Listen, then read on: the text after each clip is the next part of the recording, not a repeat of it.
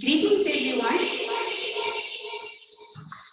Please, can I get a show of hands on the chat session that the sound is coming through clearly?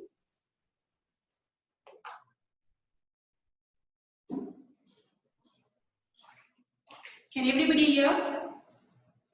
How did you go down to the chat box?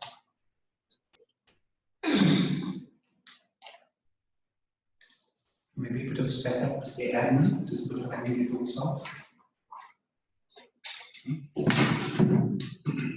Good morning, everybody. Welcome to the NIH session. Can I just advise you that at the bottom of your Zoom screen, there is a chat bubble.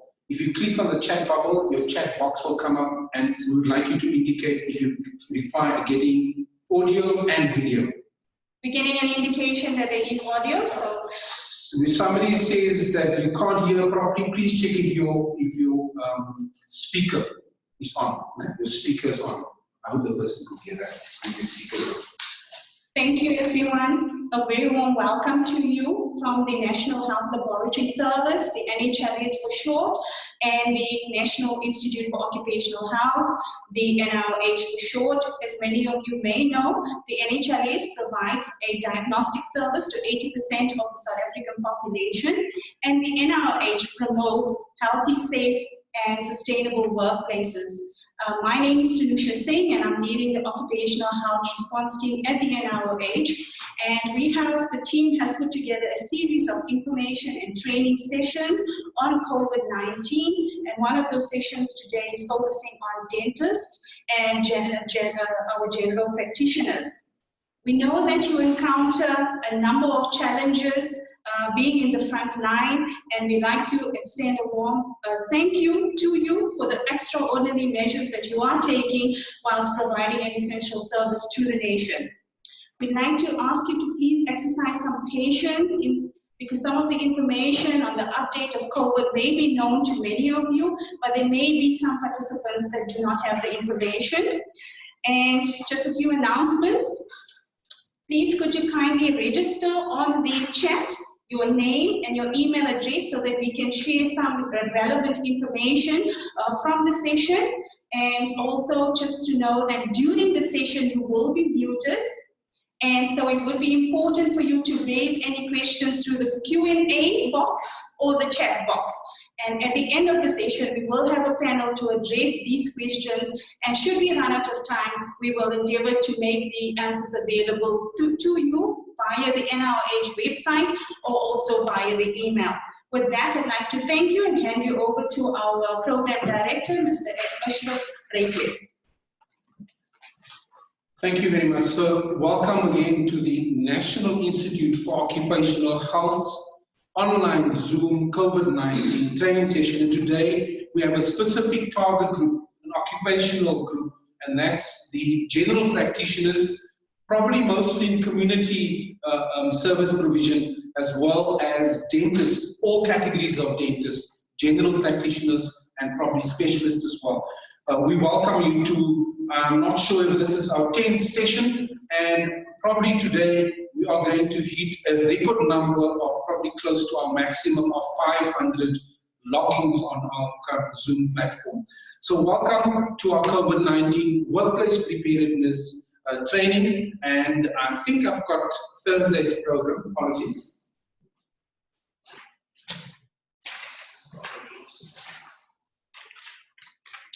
My apologies for that. So the COVID-19 preparing for GP and dentist practices on issues of health and safety. And we have colleagues working here at the National Institute for Occupational Health in our various sections: occupational medicine, occupational hygiene, immunology, and microbiology. Yeah, thank you. And then many other colleagues that we rely on to assist. The person who just welcomed you, Dr. Tanusha Singh, is also the chairperson of our COVID-19 outbreak response team, addressing workplace preparedness and prevention in all occupational settings and practically for all sectors of the economy.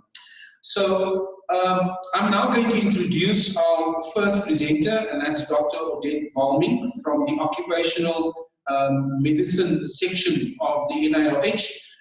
Please join me. And then to remind you, while she's joining us, at the bottom, for those who just joined us, please type, there's a chat bubble at the bottom of your Zoom screen. Click that, your chat box will pop up.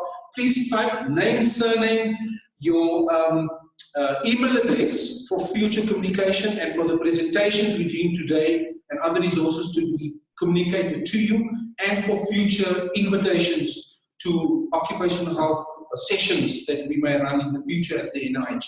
And then that very same chat box, as Dr. Singh indicated earlier, Tanusha said, please type your questions as the presenters are busy in that chat box.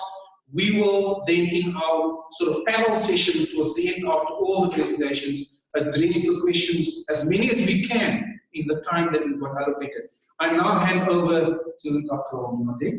Thank you. Hi, good day. Good day, everybody. Thank you for being here. Thank you for the service that you're doing in the communities. Today we're going to be speaking to mostly the dentists and the general practitioners. And initially I'm going to be speaking about COVID-19. Just to give you an update, I'm sure there's a lot of information you already know, so please bear with me. Sorry, 1 second, we're just going to get the slides up.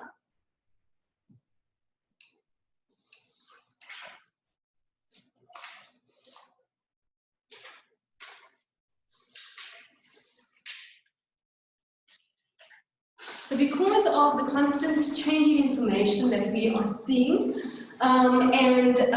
as research is going on, there's just constant updates, constant new information coming out. So this is a slide just for you to see where you can get up-to-date information. The NHS website, the NIOH and NICD websites, as well as the National Department of Health websites.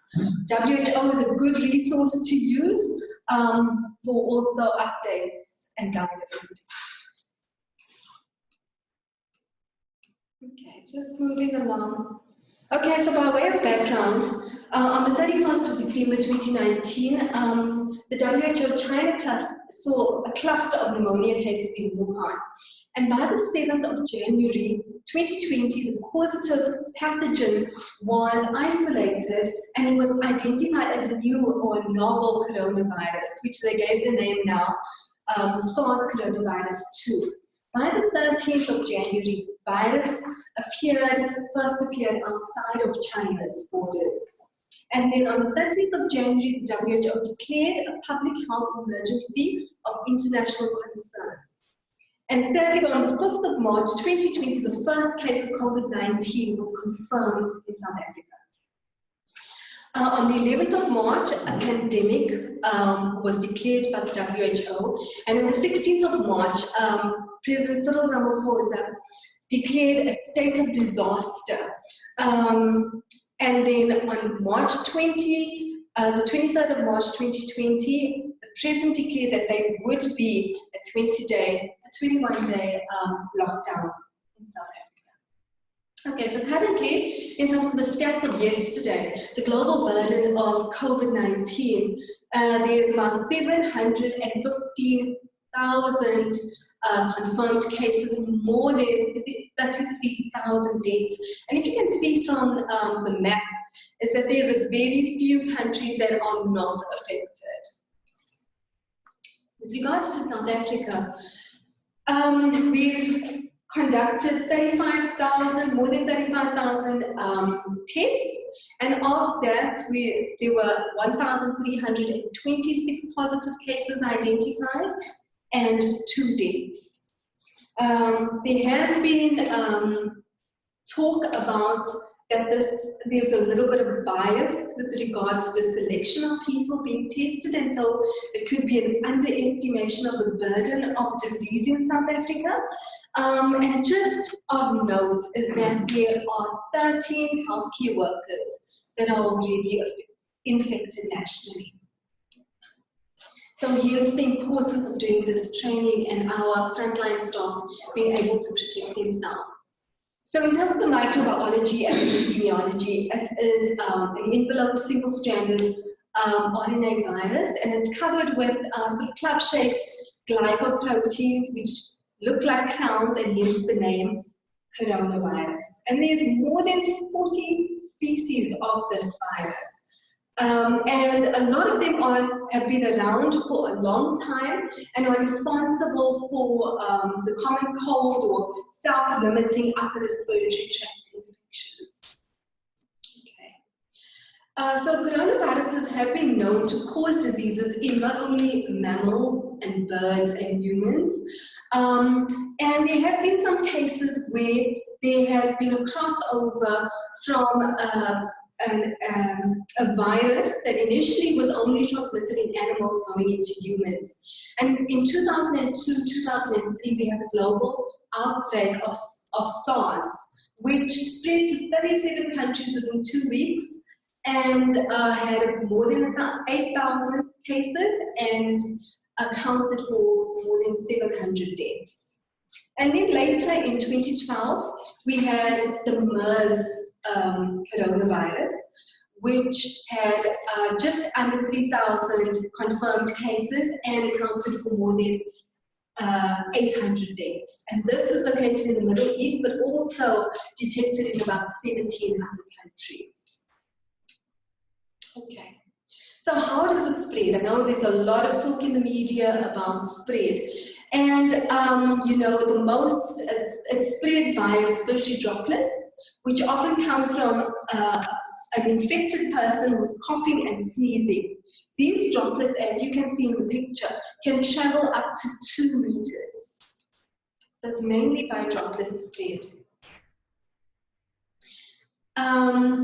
And these droplets can also, just to go back a little bit, they can either come in the breathing zone of the person who is standing less than 2 meters away and be inhaled, or they can, if somebody touches surfaces where the droplets are and then touches around their mucosal, respiratory mucosal areas, this is how they can be infected, and this is how it's transmitted. So in terms of the virus, it has a fragile outer membrane, which is good because it can be killed by simple disinfectants. But there's not much evidence, like in water or in sewage, how long this virus could survive. And on different surfaces, it survives for a different length of time. And studies are continually going, so new information is coming around this. But it can survive from 12 hours to about 6 days. And the survival time in the environment depends on quite a few factors, which include the pH of the environment, the inocular size, or how much concentration of the virus is going out there, the level of dryness of the environment, the temperature, and the exposure to disinfectants, like we said, kills the fragile outer membrane, and the surface type of the environment. Common disinfectants, such as 70% ethanol and bleach, can kill the virus. Okay, this is just a picture to show that on different surfaces, there are different survival times. So once an infected person comes into contact with, once a person comes into contact with an infected person and droplets are emitted, and the virus needs to attach to the cell in a human being in order for it to cause disease. So it attaches to specific proteins, and these proteins are on the surface of the epithelial cells in the upper airways. And so these proteins or these viruses and droplets don't need to be so small as to reach the lower respiratory tract. So if you can see from the picture, in the upper respiratory tract, droplets of about 10 micrometers can get into the respiratory tract, but right at the bottom of the lungs, you need really small droplets that are less than 4 micrometers. However, in the case of COVID, because it attaches in the upper respiratory tract, even the bigger droplets can actually infect people. Okay. So the basic reproductive number, that's the number of people that one infected person can infect. For COVID-19, it's 2.5. That means one person will then go on to infect 2.5 people. And when you compare this to the flu virus, the influenza virus, where we have one person who would usually infect about 1.5 people, and the previous SARS virus, which infected about 3.5 people, but then there's also, it's not as infectious as measles, where one measles case can go up to infect about 15 people. It is generally believed that the people are not as infectious during the incubation period, and people become more infectious when they are symptomatic and when they are coughing and sneezing. So this picture just shows that there is an exposure. When someone is exposed to an infected person, the mean incubation period is about 5.2 days, okay? And can go up the 95 percentile distribution of this. So most people get infected if they are exposed within 12.5 days. So in that period of incubation, they will then become symptomatic. And hence the reason for isolation or self-isolation within 14 days of exposure. With regards to symptoms, of which I'm sure most of you are very aware, the primary symptoms of fever, dry cough, shortness of breath, fatigue is a very common symptom, as well as body aches, but can go on to more severe symptoms like really high fever, even giving you a pneumonia.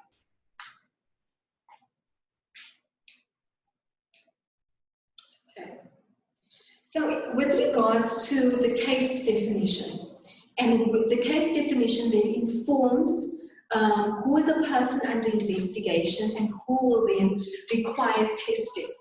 The case definition as described by the NICD on their website is a person who presents with an acute respiratory illness of sudden onset with either one of the following: cough, sore throat, shortness of breath, or fever. Either a measured fever or even a history of fever. And on top of these symptoms, in the 14 days prior to the onset of the symptoms, were in close contact with a confirmed or highly probable case of COVID infection. So they would either have a close contact, or they would have a positive travel history, or they worked in or attended a healthcare facility where COVID-19 patients were being treated. Or in the case of a very severe pneumonia, where other tests have been done and no other etiology has been confirmed. With regards to diagnosis, the diagnosis is by respiratory secretions, nasopharyngeal swabbing, sputum, and a lot more information about this is on the NICD website, and this is the toll-free NICD number with regards to diagnosis, testing, and management of possible COVID-19 infected patients. It's interesting to note that currently, under the case definition, asymptomatic persons are not being tested. And testing is not being done to give people the all clear, only when symptomatic and indicated, as per the case definition, will people be tested. Okay, so with regards to the outcomes, 80% have a mild, moderate disease.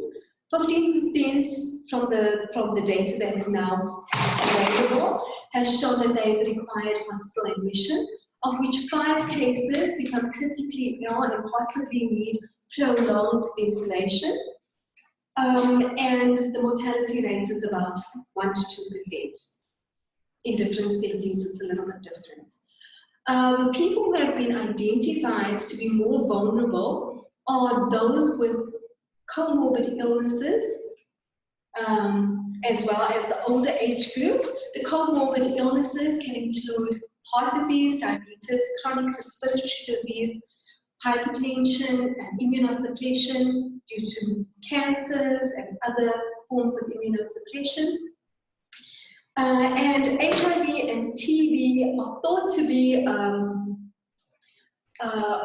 comorbid illnesses that could make people vulnerable, but there is not a lot of evidence out there. So once we have noted a person under investigation, they would then be tested, and they would be treated, and they would be isolated. But an important part of the step is contact tracing. So any person who has had close contact with a confirmed case while the confirmed case was ill, or 7 days prior to the onset of illness, is defined as a contact. And the NICD has a list of contacts that need to be filled in for all patients that are positive. And this needs to be submitted to the NICD so that contact tracing and follow-up of these people can be done. So close contact, what is actually meant by close contact? Close contact means face-to-face contact in a close environment that's either colleagues or in a family environment. It can also include healthcare workers or other personnel providing care to this person, and who is not wearing the recommended PPE. With regards to traveling patients, close contact would mean people who are within 2 seats within an airplane would be close contact for the infected person. So it's important to do contact tracing because these people need to self-quarantine at home for 14 days, take their temperature daily, as well as look for symptoms. So do symptom monitoring. These people need to remain at home. People need to avoid any unnecessary social contact or travel. And they also must remain reachable because the NICD and the community workers will be contacting them to check up on their symptoms and temperature. Now, just to revise a few of the terminology, quarantine is when we separate an asymptomatic person who's exposed from a non-exposed person. Whereas isolation is when we have a sick individual who is infected and sick and contagious, being separated from healthy individuals. Quarantine has been used effectively in limiting and slowing the introduction of a new pathogen into the population.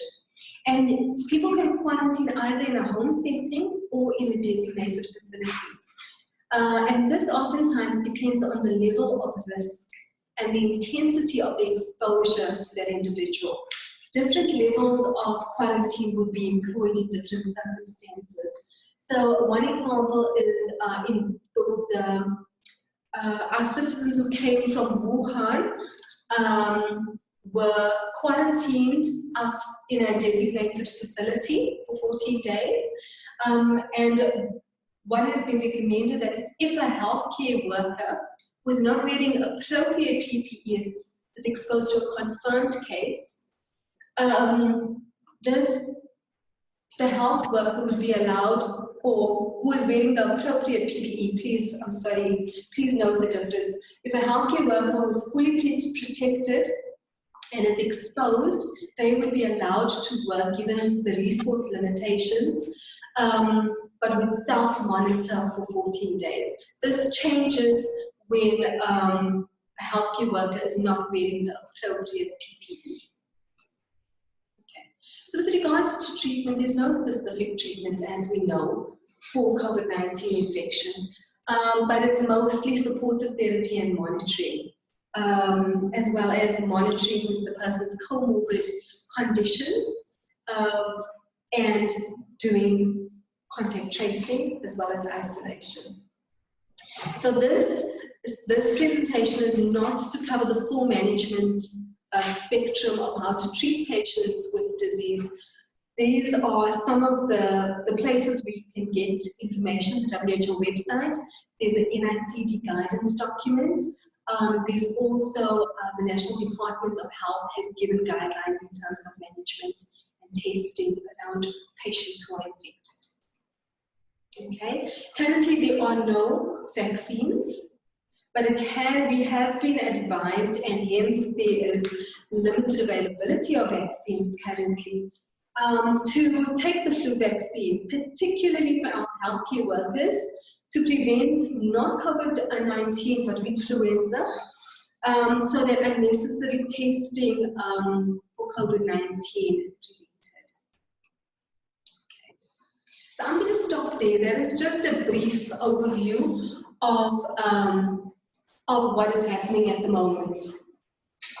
My colleague, Dr. Mpumi Ndaba, is going to start our talk about what can workplaces do, particularly GP practices and dental practices around protecting themselves as well as their other workers for COVID infection. Good morning, colleagues. My name is Mpumi Ndaba. I'll be presenting, or I'll be talking to you about potential sources of exposure in the workplace, but also moving on what we could do in our various workplaces. So before I go on with the presentation, I'd like to remind us, I know most of us feel I'm self-employed, I'm in private practice, be it a general practice, a dental practice, or any other private practice as a health worker. There are actually two sources of, acquiring infection. It could be from the community, but it can also be from the workplace. But in the end, it affects how we work in the workplace, and we have a duty to ensure that we prevent transmission and protect ourselves. Even before I proceed, I'd like to remind us, because we are health workers, we always come with mentality that our job is to protect and take care of other people. This is one time amongst many other times where we are also expected to take care of ourselves. So for the duration of this presentation, let us remember that we are people in the workplace who need also to be taken care of. And in most instances, we are the ones who are on the driver's seat of prevention and in our workplaces. So from what we know, everyone is at risk of exposure to COVID-19 or to the SARS-CoV-2 virus. But the risk is higher for workers interacting with persons that may be potentially infected. Now that talks to us, the dental practitioners, the general practitioners, any other healthcare workers. And also we know that immunocompromised people, so does it apply to the immunocompromised workers, are also at higher risk of infection. For example, our colleagues or people who work with us who have pre-existing conditions such as asthma, diabetes, heart disease, cancers. We are not sure of the TB, but because remember in South Africa, we have a special case of TB and HIV prevalence, which is higher than what is found in the countries that have actually so far reported the findings. But because of the assumed immunocompromised state during the TB infection and maybe HIV, where you are not well controlled from the ARVs, you are assumed to be also an immunocompromised worker. So we have known from previous information that has been shared that high exposure risk group workers include airline operations workers, be it the cabin crew people, aircraft cleaners, the mechanics, border control, the same. But of note for this presentation is healthcare workers. This includes the EMS workers, this includes the nurses, the doctors, everyone you can think of as a healthcare worker, the pharmacists, but also include the laboratory people, the pathology and funeral services. But going back to the healthcare workers or health workers, we normally only think of the nurses, the doctors. What about other people in our practices who might be receptionists, who might be maybe assistant nurses who help us there? What about people who clean our practices? It might not be an individual practice, but it might be a group of practices together. So we might be having a security guard who's also providing a function there. So as we think of health workers, let us think of all those people, because it's just us, but we're also responsible for those people. But also there are solid waste and waste management workers, carers and teachers, as we know. So if we think of a typical private practice environment, there are some occupational categories that may be exposed in this environment. If you think of our frontline staff, be it we call them receptionists, be it we call them receptionists, or maybe we sort of call them, triage staff, whatever we may call them, but think of the frontline staff. Think of the persons interacting with people through coming to our practice. Think of the cleaners, who cleans the practice. In other instances, you find that our assistants provide all these roles. Who's the security worker? And also, we have a duty to think of the visitors. If I may take you maybe back or maybe provide some exposure, there's legislation, especially in the South African context, which is called the Occupational Health and Safety legislation, which talks to what should happen in the workplace. This legislation talks to, as an employer, you are responsible for health and safety of persons at work, which is you as a practitioner and any other person who might be at work, of persons in connection with whatever you do, with the operations in your practice or in your workplace. But also we have a duty as employers to protect other people who might be exposed to our operations or people who might come to our practices against the hazards to their health and safety arising from activities from our practices. There is also the Compensation for Occupational Injuries and Diseases Act. This might not apply to self-employed persons, but remember there are people who might be employed within our practices to whom this might apply. So the same occupational health and safety legislation has also regulations. So one of the regulations that is very key at this time is the Hazardous Biological Agents Regulation of this OSH Act. And this regulation has many sections, it's quite a detailed regulation, but the key areas that this regulation talks to, actually before information and training, it tries to define how these hazards are classified. And it also, defines what's a hazardous biological agent, which I'm not going to go to in detail during this session. But it highlights that as an employer, you have a duty of providing information and training about those hazards. You have a duty, that there are duties of the people who might be exposed to those hazards. A risk assessment has to be conducted. You need to monitor exposure in the workplace. Medical surveillance has to be conducted in line with how the regulations have specified. The records, how those records are to be kept, and then control of exposure to hazardous biological agents. And at the end, it also refers to the PPE and other facilities that could be used as part of controlling or prevention of the hazardous biological agents. So some of the minimum recommendations that we think are relevant for our practices include, we all know, as part of service delivery, we need to conduct risk assessment. Who's in direct contact, who's in contact through their droplets. There has to be some incident management program. It might not be a big program. Remember, it's a practice. There might just be 2 of us working in that program, in that practice, but we need to have a mechanism or program of reporting. If you think you've been exposed, an appropriate follow-up. There has to be a program of continuous improvement. When there's an incident that has happened, we need to look back and say, how can we improve? How can we do better than minimize this exposure? There's also the Occupational and Safety Training Program. It doesn't have to be a big program, but this refers to information sharing sessions or presentations with colleagues in similar environment or in other environments. But also, we know that, especially for us as healthcare practitioners, we need to have, continuous professional development and also take care of the appropriate platforms with colleagues. Remember that we need to minimize meetings, going to meetings, and also consider online and virtual platforms. But also think of the staff within our practices as we go through all these.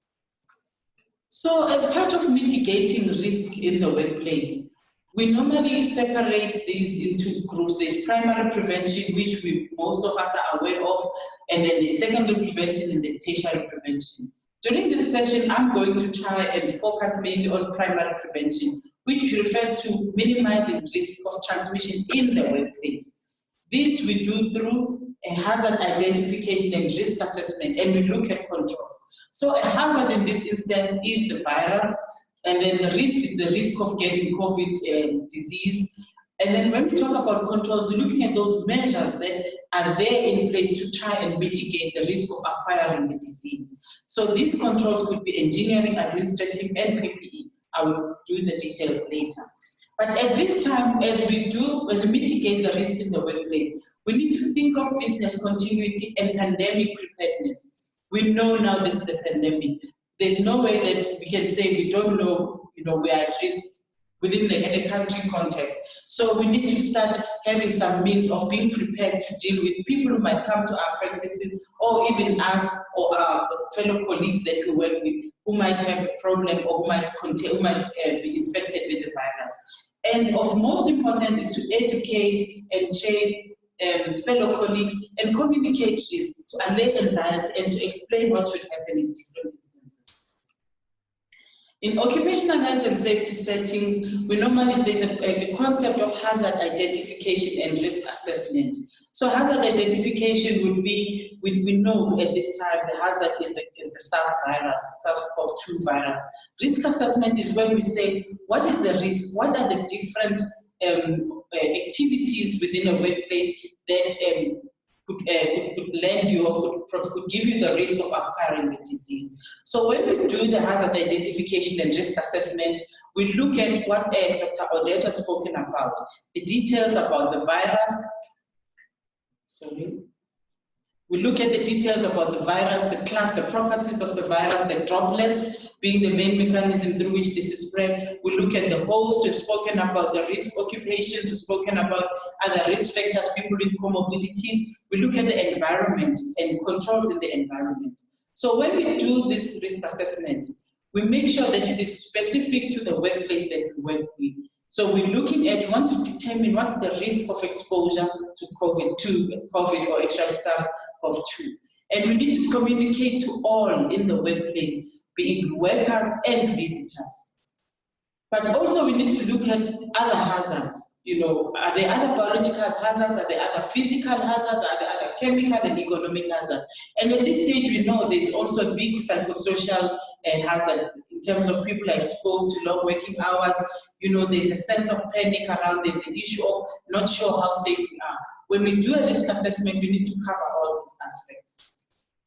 While doing the risk assessment, we cannot just say in this practice, these are the exposure, this is the risk, but we look at each specific person. What are the activities of the dental assistant? What exactly do they do?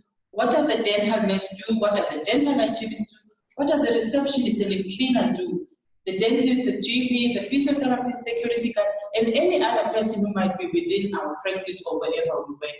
And customize and look at specific activities that they do and look and go back to the three factors I've mentioned in terms of the host, the virus, and the environment. Are they at risk?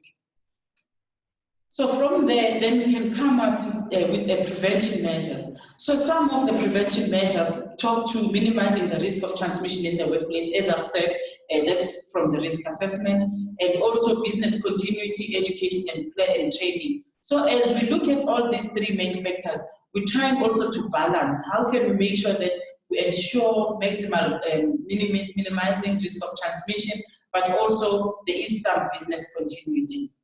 So some of the prevention strategies talk to infection prevention and control. We've heard about the hand and respiratory hygiene practices, not only for us as staff who work in the practice. We need to communicate this to people who might be coming to the practice. Please, as you cough, please use your elbow. Please, this is what you do to the hand. But also in terms of the sanitizers and hand washing. The correct donning and doffing and disposal of PPE. This is how we wear and we remove the PPE, but also how do we dispose of PPE? Because remember, we are also responsible to ensure that we protect people who might be within our premises. We need to advise workers on self-assessment, symptom reporting and sick leave policies. If something has happened, without being punitive, let us know so that we can advise how to assess yourself, should you be in quarantine and so forth. And we also advocate that influenza vaccination should be administered, or people should have access to this to prevent possible co-infection with influenza. And if you may allow me, I need to take a minute to talk about the hierarchy of controls.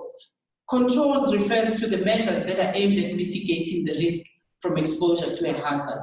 So the broad context, we talk about elimination, the elimination, where possible, where we can completely eliminate the hazard from the workplace. We talk about substitution, which is not applicable in this instance, but also just for colleagues to remember, we are not eliminating patients, we are eliminating the hazard, which is the virus. The engineering controls, what can we do with regards to engineering controls to ensure that our workplaces, or we eliminate this in our workplaces as ways of minimizing transmission and prevention strategies, and also the administrative control and PPE. So on the next slide, just an orientation, it seems like a busy slide. It's the same hierarchy of controls, but now we've put some context into it. If you look, it's an inverted triangle, the big part at the top, because at the top it's usually the most effective controls, and going down according to the triangle, at the bottom being the least effective. Although I'm not going to talk much about PPE, somebody's going to talk to them. Can I remind practitioners to note that PPE is the least effective of all the other controls that you can implement. And starting with elimination, as I said, we need to eliminate the hazard, which is SARS-CoV-2, which in some instances we might not be able to do that because this is now already in the community and the patients we are treating. And sometimes it's difficult to know if somebody is infected or not, especially if they're asymptomatic. And where possible, we also talk of substituting, but in this instance, we might not be able to substitute like the processes. But then sometimes, we know in this, we talk about that there are other things that we could do to ensure that we do away with some of the processes that are known to be hazardous. And that also talks to isolation and separation, where we segregate the hazards and all from targets and separate, actually, as we're going to talk to in the next slide. Engineering controls refers to those controls that where you need to design or to prevent an unwanted event from occurring. So you design or even mitigate using engineering measures. And then part of them, the administrative controls, in this instance, are separated into two: is organization, procedure, and procedures. So the organizational controls will include training, competency, and communicating, and also some procedures that we might need to implement. Unfortunately, the administrative controls, the problem with them is that they actually involve, they are relying on the worker or on the person to actually implement them or adhere with them. Whereas some of the other measures, the engineering and the other measures, are actually what the employer can do to actually not really rely on the person to institute them. So the engineering controls, while they also aim at isolating employees from work-related hazard, this is where you reduce the exposure to hazard without relying on the worker behavior, and can be most effective and can be cost-effective solution to implement.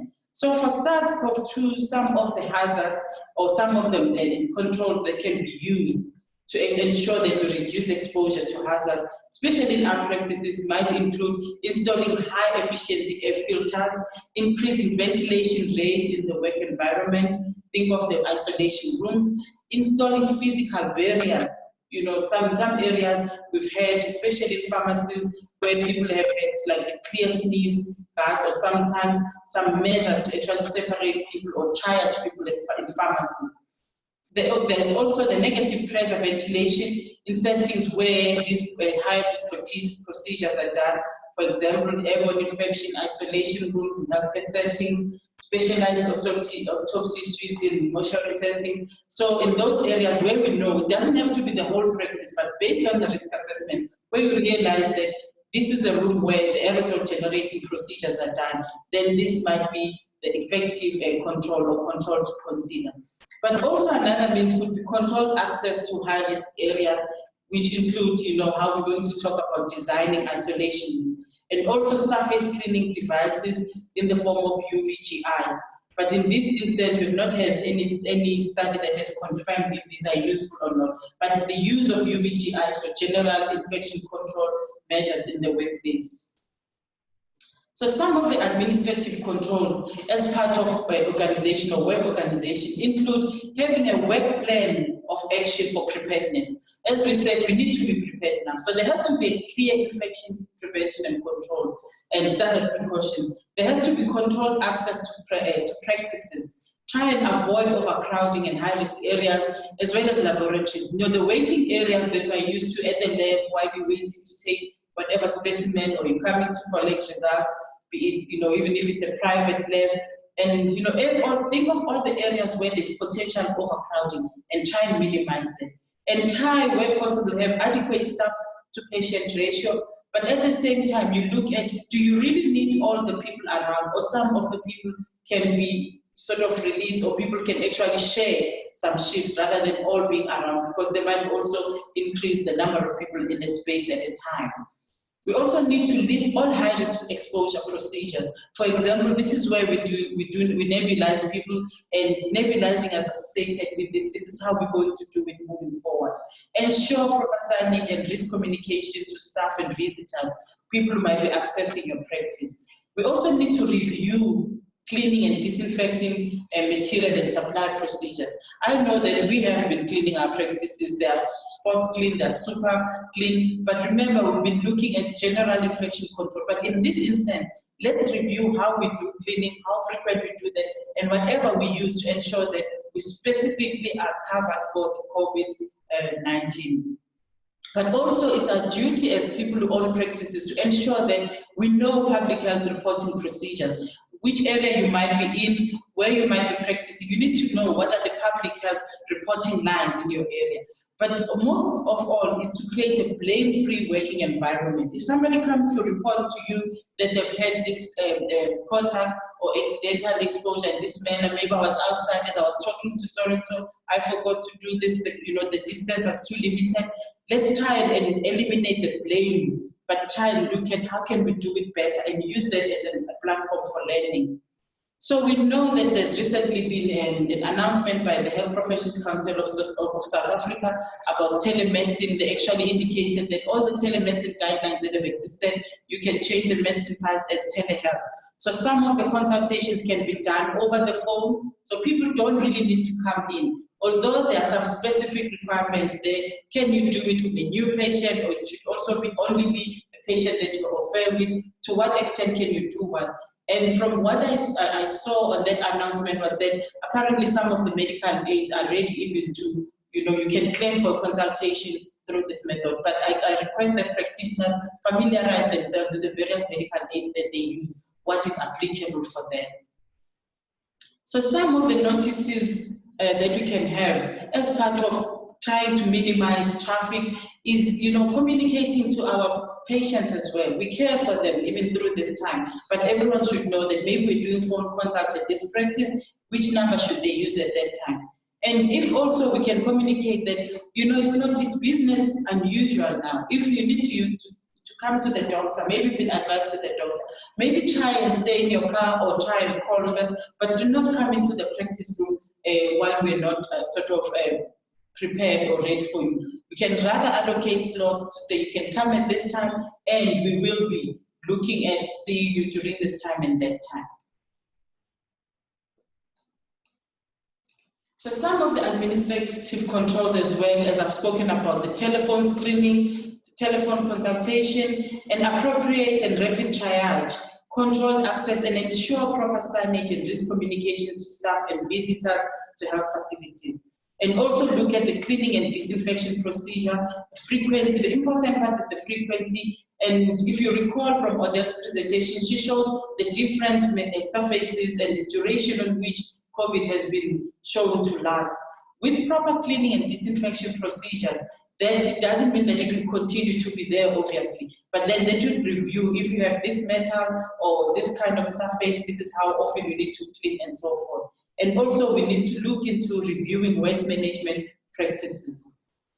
But what can we do now to prepare our practice? The practice has been in existence, but COVID has come now. We need to be, as we said, display large posters at the entrance, about how we are working, what changes we've implemented. We can use pre-recorded messages. We can send patient SMSs. this is how we've decided to do the change. But some of the minor things in terms of how many people can be accompanying a patient, where it's a child, maybe one person can accompany the child. And actually warn patients that, or our patients that we're not trying to chase them away, we're trying to also protect them and minimize the transmission. And at forefront, we can even start asking some of the screening questions to patients as they arrive at reception.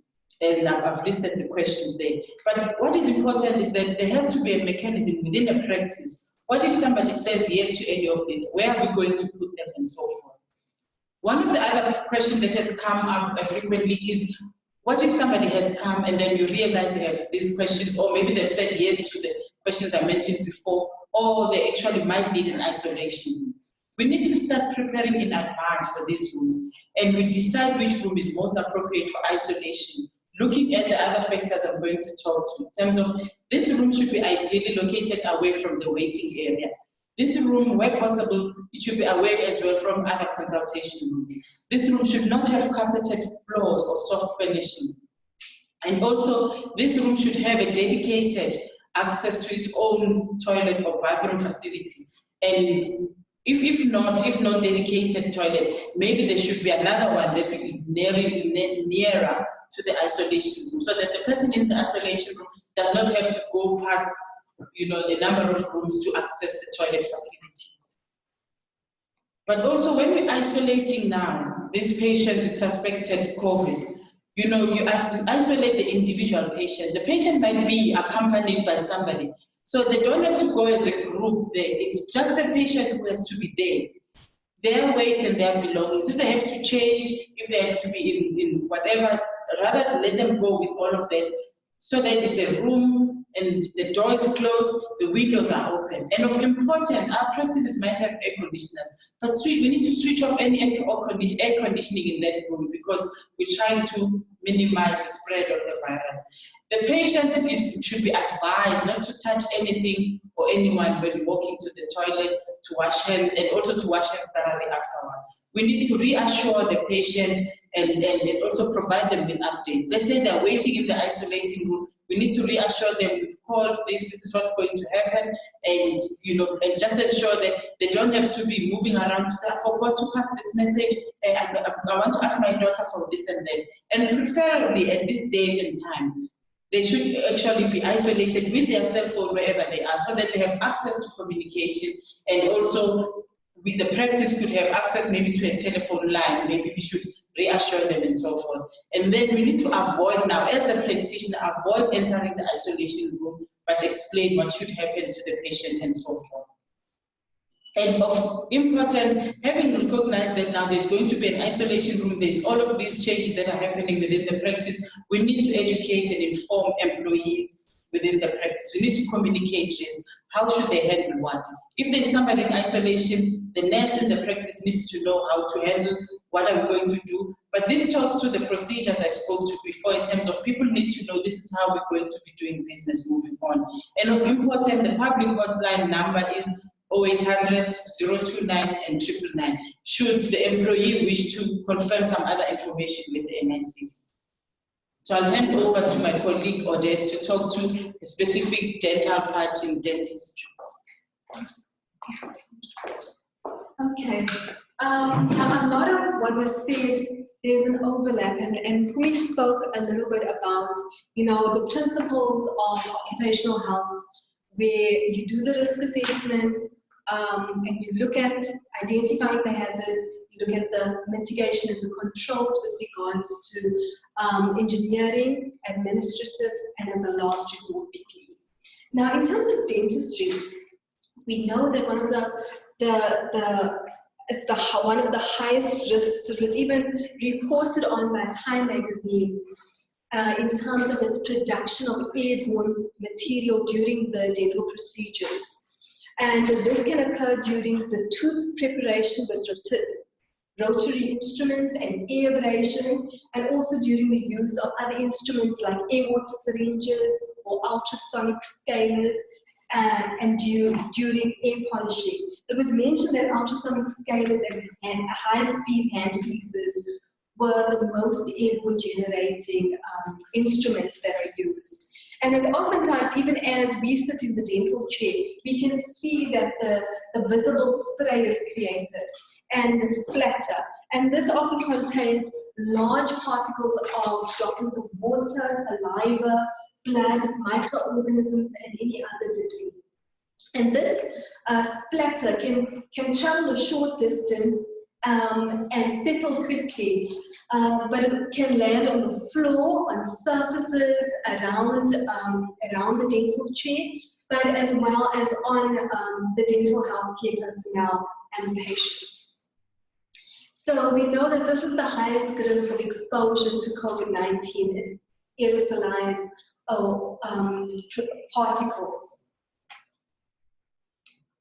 Okay, so we spoke about that you start with the health risk assessment, and I need to identify all the hazards, and particularly in dentistry there are numerous hazards, not only COVID but numerous other infections including hepatitis B, hepatitis C, HIV.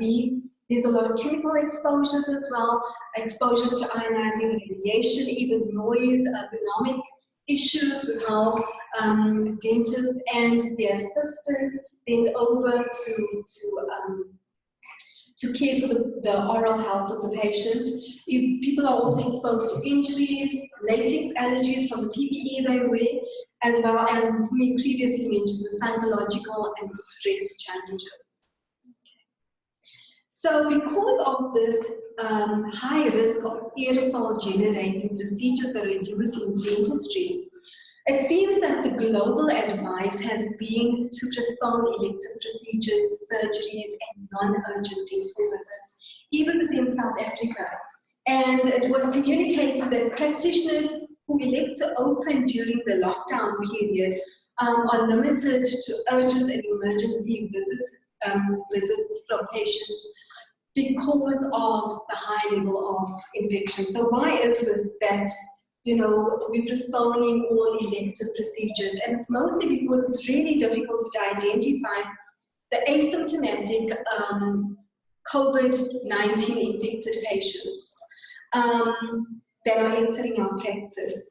And because of the aerosol generating procedures that are frequently used and the highest risk of exposure to the dental personnel within the dental room.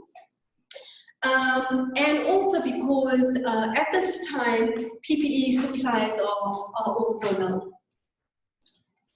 So it's interesting to find out what then constitutes a dental emergency, and there are some guidelines. This is but one guideline from the American Dental Association that looks at what are dental emergencies, like uncontrolled bleeding, cellulitis, trauma to the facial bones.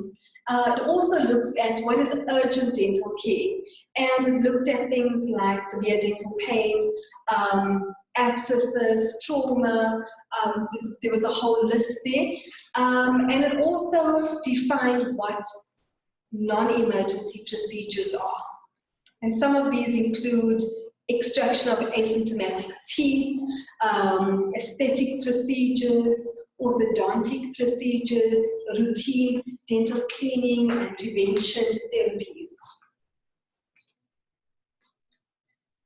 So like Mpumi said, we need to put controls in, because even though what's the practice now is to only do emergency treatments for patients based on the assessment by the dental staff around what is urgent and what is an emergency.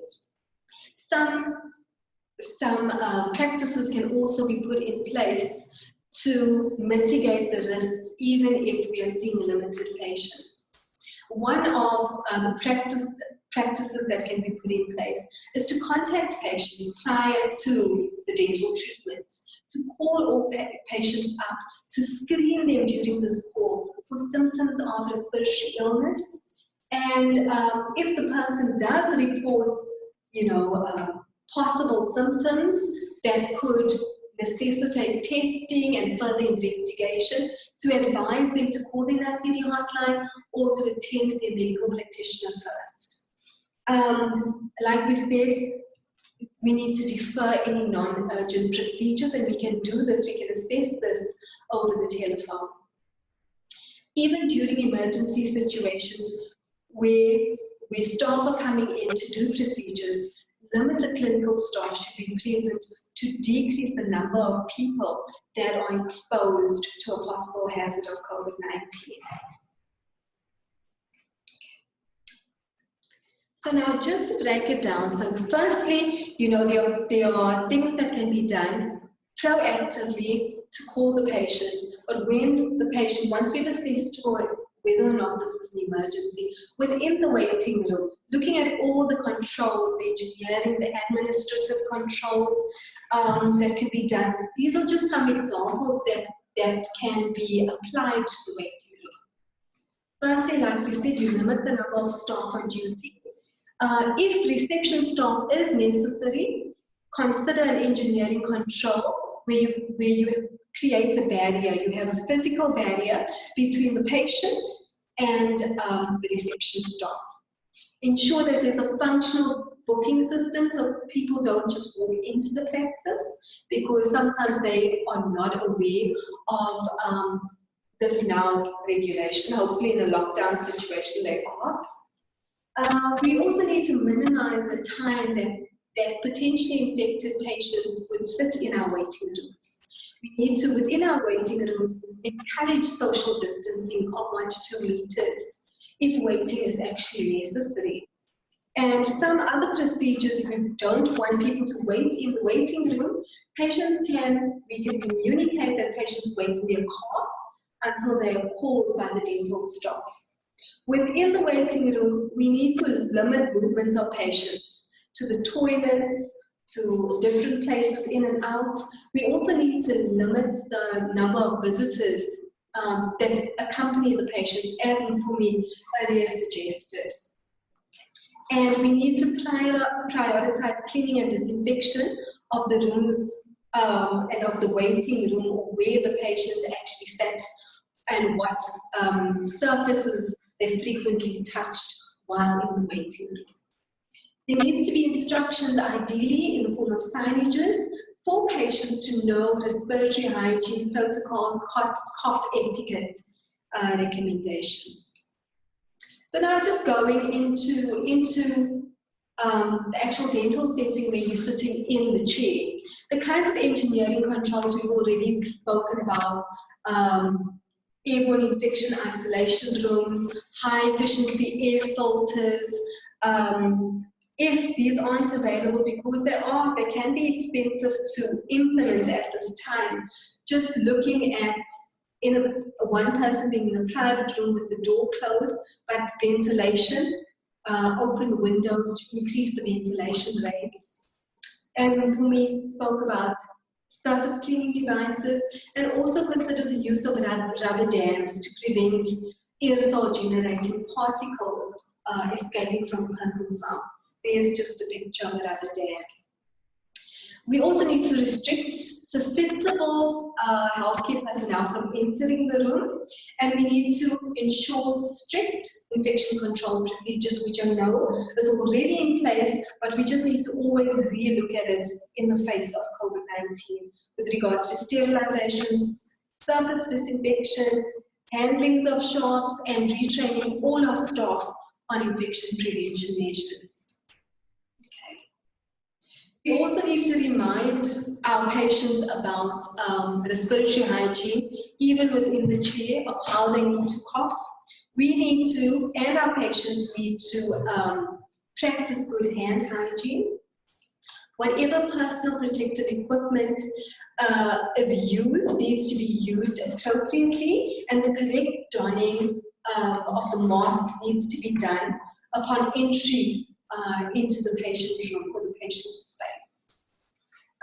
Ideally, for aerosol generating procedures, the PPE that has been recommended by the WHO is fit tested N95 mask or a high-level respirator, as well as eye protection that could include a shield or goggles, gloves, a gown, and if the gown is not fluid resistant, aprons should be worn.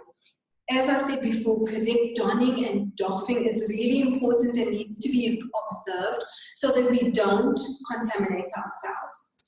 And like Mpumi suggested earlier, within the treatment room, we need to dispose of any PPE that we are using within the proper way and thereafter perform hand hygiene.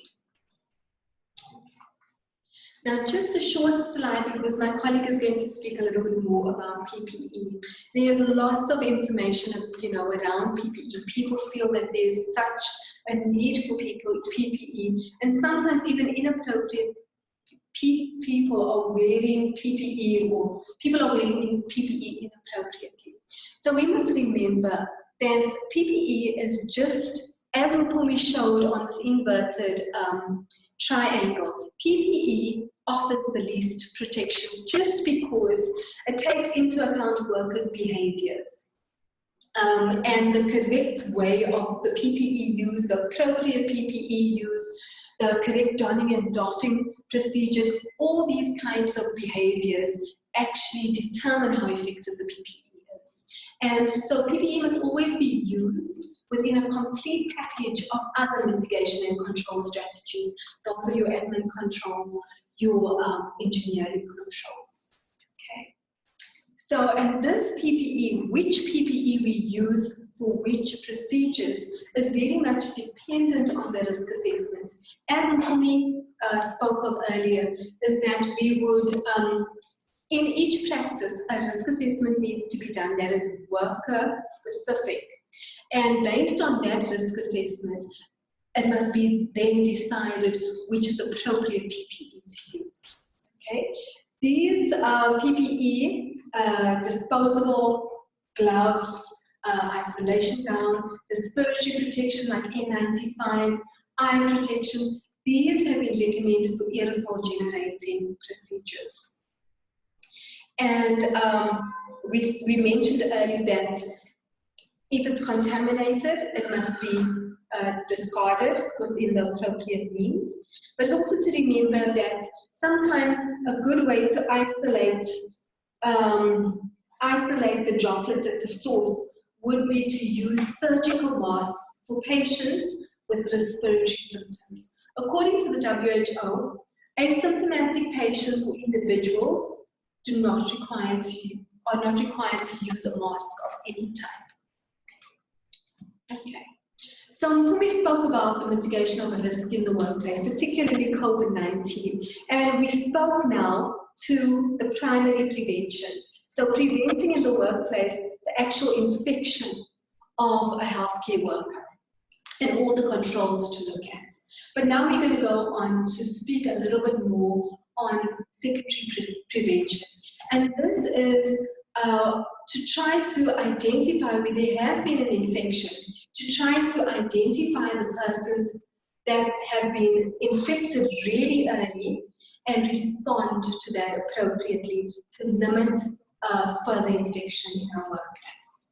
And one of the ways to do this is to do medical surveillance. Okay. So medical surveillance by its definition is to ensure early detection, and once it's detected, the facilitation of testing and treatment in an effort to prevent transmission from potentially contagious healthcare worker or a health worker to other patients as well as other colleagues.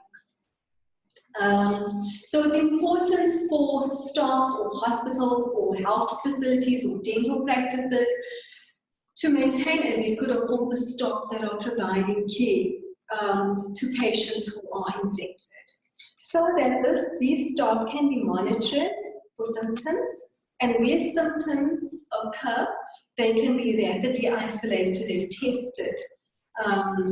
Now, who has medical surveillance and who needs to be followed up and who needs to be checked for symptoms needs to be determined according to the risk.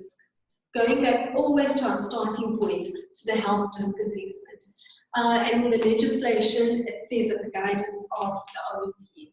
So what types of monitoring can we do for healthcare workers as well as, either private practitioners, for our staff, in the workplace. We can do self-monitoring, where the worker monitors themselves by taking their fever twice, or taking their temperature rather twice a day, and remaining alert for the respiratory symptoms that people present with if they're infected with COVID-19. There are some tools that can be used. Some of these tools are available on the NICD website that people could make use of. And it's not only important to monitor people, but should symptoms come up, should there be a positive finding in the monitoring, there needs to be a plan that's put in place of whom somebody needs to contact if they're symptomatic and what do they need to do. In the case of active monitoring, often occurs when there's a contact, and as per the NICD guidelines, if a healthcare worker, we spoke about contact tracing prior, if a healthcare worker who is treating an individual who is COVID positive, a list of contacts, they will be included in the list of contacts of the infected patients, and they would be monitored according to our public health system. And other ways we can do monitoring in the workplace can be self-monitoring with delegated supervision of either the occupational health team or somebody that's a medical practitioner that has been placed, delegated with this function.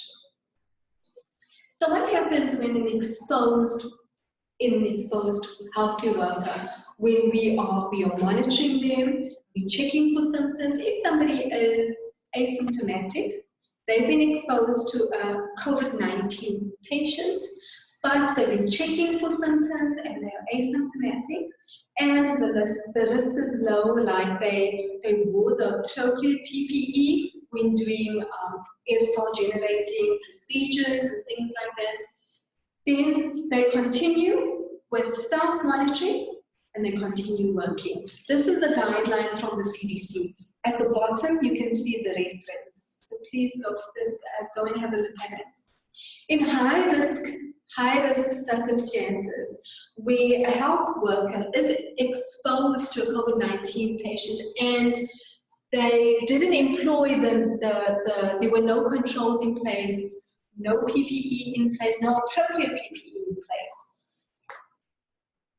the risk needs to be determined. In those cases would be high risk. In cases like that, the health worker needs to be quarantined for 14 days and monitored for symptoms, just because their risk is abnormally high. And that's why what we do and how we monitor and how we act actually depends on the level of risk. If it's high risk or low risk, even in the setting of being exposed. However, if the health worker has been exposed to a COVID-19 infected patient and now is symptomatic, there needs to be a reporting line to either their health manager or their facility manager. These health workers who are symptomatic and exposed should be isolated, tested, and sent home, quarantined.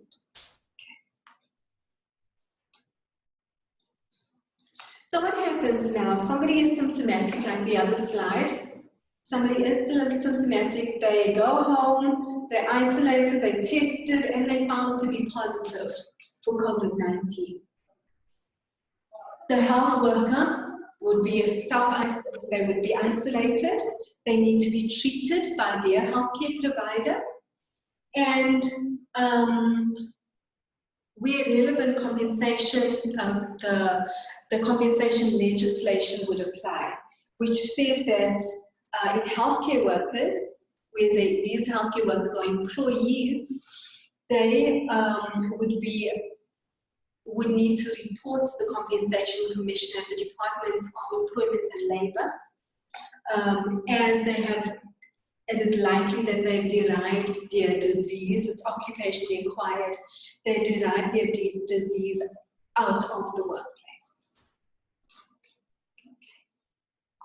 So once a worker has been diagnosed with COVID-19, we still, as a workplace, need to think about when can they come back to work that they are not infective to their patients and they're not infective to colleagues. And there's a reference at the bottom. It's the only reference we have now from the CDC.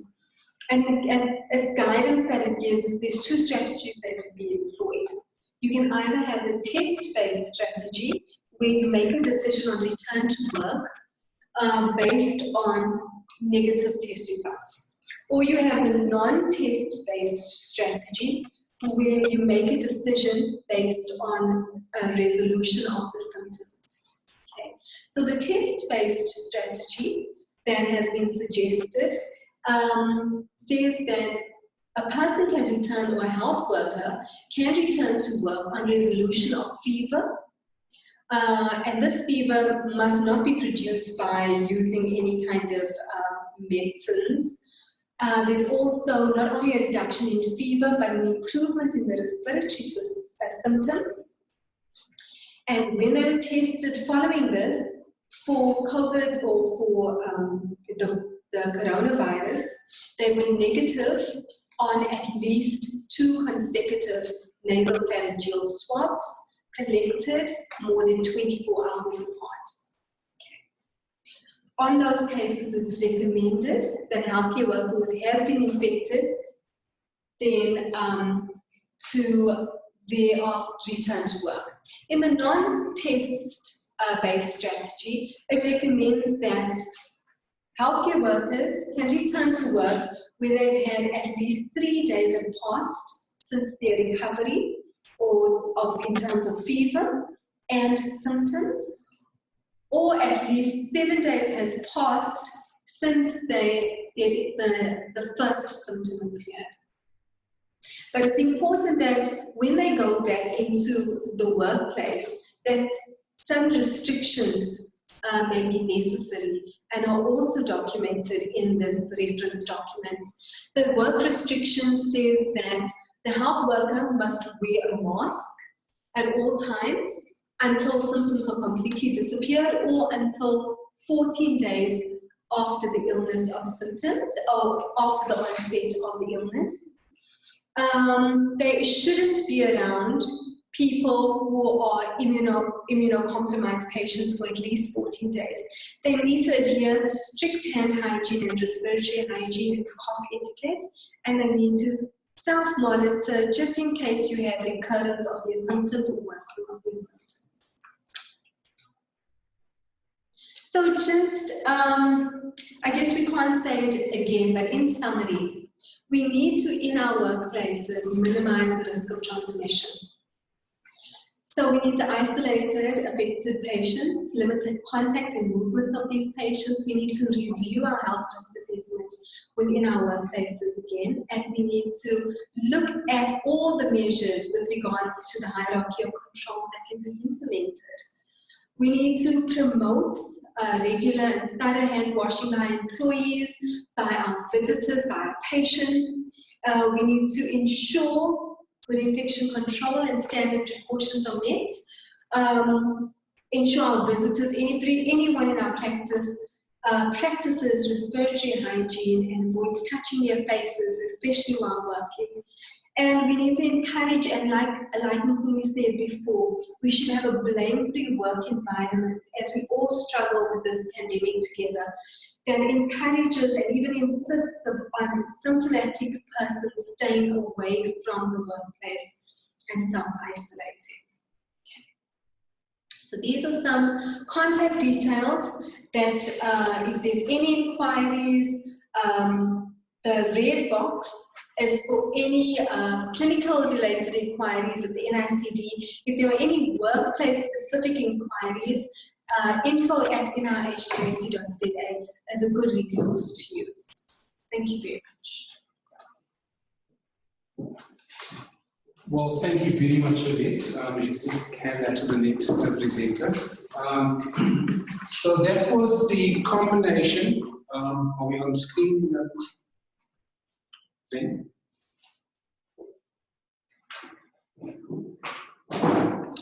So So that was the combination of our colleagues from the occupational medicine section, Dr. Odette Volming, who was the last speaker, and before her was Dr. Mpumi Ndaba, and they were covering a number of key areas, the COVID-19 update section, as well as workplace preparedness, and looking at the different areas, the different categories of staff in both our general practitioner, community-based sort of services, as well as dentistry practices. Pardon. Our next presenter is going to be on PPE use and respirator fit testing. I welcome Jeanette Mangani, also the head of our occupational hygiene section at the NIH. Okay, thank you very much, Ashraf, and I just want to give thanks to my two colleagues who presented a good foundation. I want to mention to our colleagues who joined that the presentation that I'm going to give, it is as a result of many questions which we've been receiving, and to those who have already knowledge about some of the things that I'm going to present, please bear with us. We're trying to answer some of the questions which have frequently been sent to our institution. Okay, so my colleague, this is not a stand-alone presentation, so I'm not going to go through some of the introduction slides which are often presented. I will go straight to the PPE. So again, with this one, I'm showing you here a hierarchy of control which Mpumi spoke in detail about it, and she also analyzed each and every element. But what I want to talk about is this one, which is showing in reality that despite that the PPEs are least effective, in this situation, they seem to be the mostly used control measures. So this is commonly used in a TB infection control, but however, I feel it's also more relevant in terms of COVID-19, which is a new hazard. And because it's a new hazard, we find ourselves using a whole lot of PPE while we're implementing other control measures.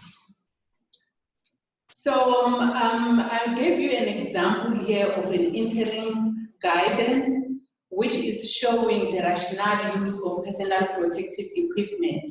Here they are mentioning different occupations and examples of type of PPE which are used. So without indicating which occupation using what, I can tell that there are different kinds of PPE which are used in line with COVID, which include medical masks, gowns, gloves, eye protection, and so forth. So, but I feel the question that some of you may be having this morning is, who should use these PPEs, and what is it that informs the use of the PPE? I know that it has been reiterated between the two of my colleagues who spoke before me, but again, I just want to emphasize that there are key factors which we all need to take into consideration when we want to use PPE. The answer that you will get from us, and even when we come to answering the question, I think that will be the answer that you will hear the most, is that the use of PPE depends on the outcome of the risk assessment. And that should be in line with job activities and the likelihood of exposure to COVID. I know some of you who are not involved in the risk assessment process, you think it's something new, something that hasn't been done before. So those who have been involved in risk assessment process, there's nothing new. What is new here? There's a new hazard, which is COVID-19.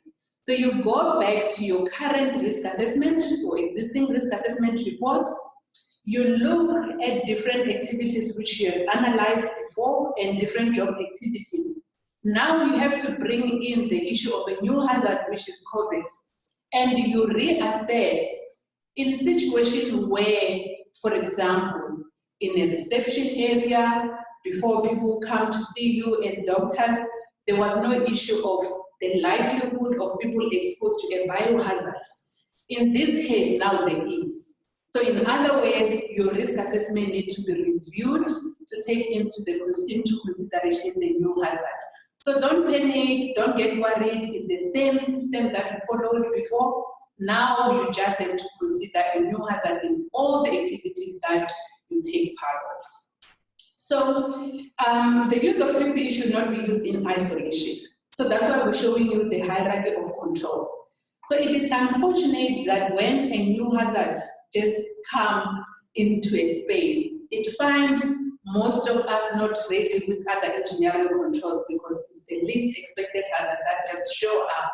So while we fix other control, or while we fix other means like washing our hands, disinfecting surfaces, they used to be, PPE used to be, the PPE should be applied in combination with those other control measures. We know that PPE are less desirable, but in practice, they are used the most. So hence we are spending more time making sure that whatever we implement, it has to work. We have to get the maximum protection that can be afforded by that kind of PPE that is supplying to people. It is also unfortunate that PPE are unavoidable during emergency situations because, like as I've mentioned, you find that you cannot eliminate, you cannot substitute. While you're working on admin and engineering, it is unfortunate that you have to combine with the use of PPE. You have to select appropriate PPE in relation to the hazards. So in this case, we're talking about coronavirus. So your hazard here, you just need to make sure that whatever PPE, it talks to that in terms of minimizing the risk. And another question that comes often, which has been coming for the past 3 weeks, is the reality is there is shortage. We don't have enough supply for PPE. So we're getting people who have started manufacturing new products, and the question is, are these products good for use? So we don't have the answer for that.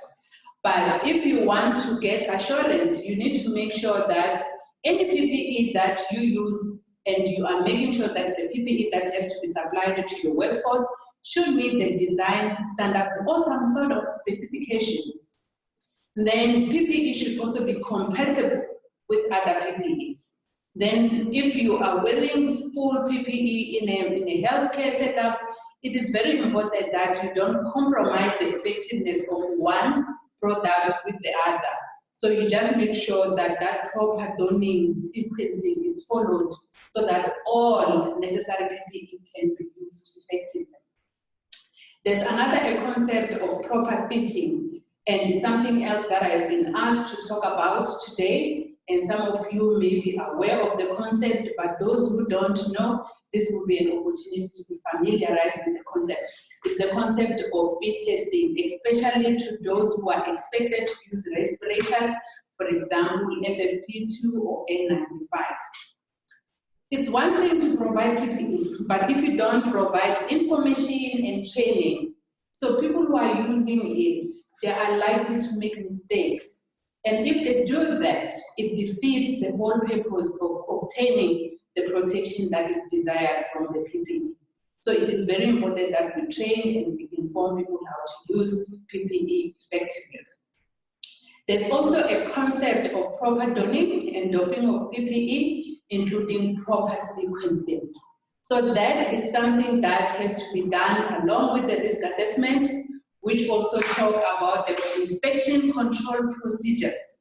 So that has to be developed in-house. There are many videos out there, but they talk about different occupations. So for your occupation, you may need three kinds of PPE. Some they will need a full gear, but they need to know the proper sequencing of putting on first and the sequencing of doffing so that you avoid any unnecessary contamination which may result in infections. It's important to know that PPE has their own limitations. So we'll talk about that later on. And if you use PPE, you need to know that proper care, maintenance, and disposal of PPE is very important. So let's address the issue of shortage in terms of supply. We know that And unfortunately, there is no supplier that I can tell you now that please phone this supplier, they will help you. But what I can mention first is we need to work together to minimize unnecessary use of PPE. I have put in a link there. That is the South African Protective Equipment Marketing Association.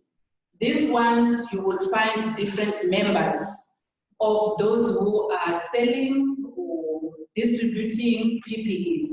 I am very much aware that there are new products, so they may not be on that list. So I'm just giving that with caution that I'm not deliberately excluding those who are coming into the market. So you need to be aware of that. So in terms of the new products, unfortunately, if you are planning to call us and check if this product is coming from a supplier which is not listed, can I use it or not? I may not have an answer. But what you need to do is confirm documentation of that product. You look at the performance requirements and see if it's in line with what we need in terms of dealing with COVID. You look at different specifications, perhaps compare with what is already existing, and also look at the standards which has been used to approve that product. Some of the things you can compare product markings, what is it that they're saying about their product? So in terms of the surgical mask and the respirators, we do have SABS standards, which is SANS 1866, Part 1 and Part 2. Those ones, they can actually help you to look at the characteristics of those products. So you can compare those ones with the new products which are coming. But I'm not saying that they should be exactly the same, but you need to confirm what is it that you're going to get from the product that you're going to be using. Also, I'm advising you to familiarize yourself with South African homologation processes, and that includes specifications which are coming from the national regulator for compulsory specification.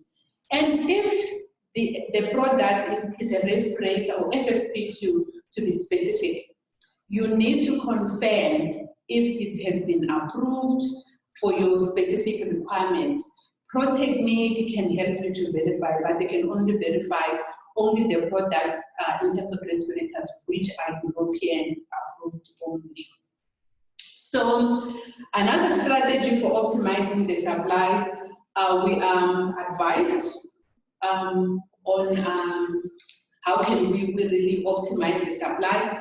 We know that under normal circumstances, not the situation that we have now, most of the documentation which comes with the product, especially respirators, they're going to mention single use only, is not realistic at this stage. So we are saying that in your risk assessment, as you propose or you recommend reuse, you need to make sure that you prevent contamination during multiple donning and storage of your PPE. I'm not sure which one you're going to use, but you reuse, but your risk assessment need to inform that, and it make sure that it gets implemented by everyone who's supposed to do it in your own organization. Again, CDC is advising on some of the strategy for optimizing the supply. They're recommending extended use. It can be up to 4 hours or 6 hours. I don't know how practical it is in your own setting. Some, they use those PPE without. Extended use is different from multiple donning. Multiple donning is when you take them off, you put them on, you take them off. There are a lot of breaks in between. But extended use, we're talking about a longer period without removing or putting them on. But we're also sensitized here that we should avoid discomfort, which we want to avoid at this stage.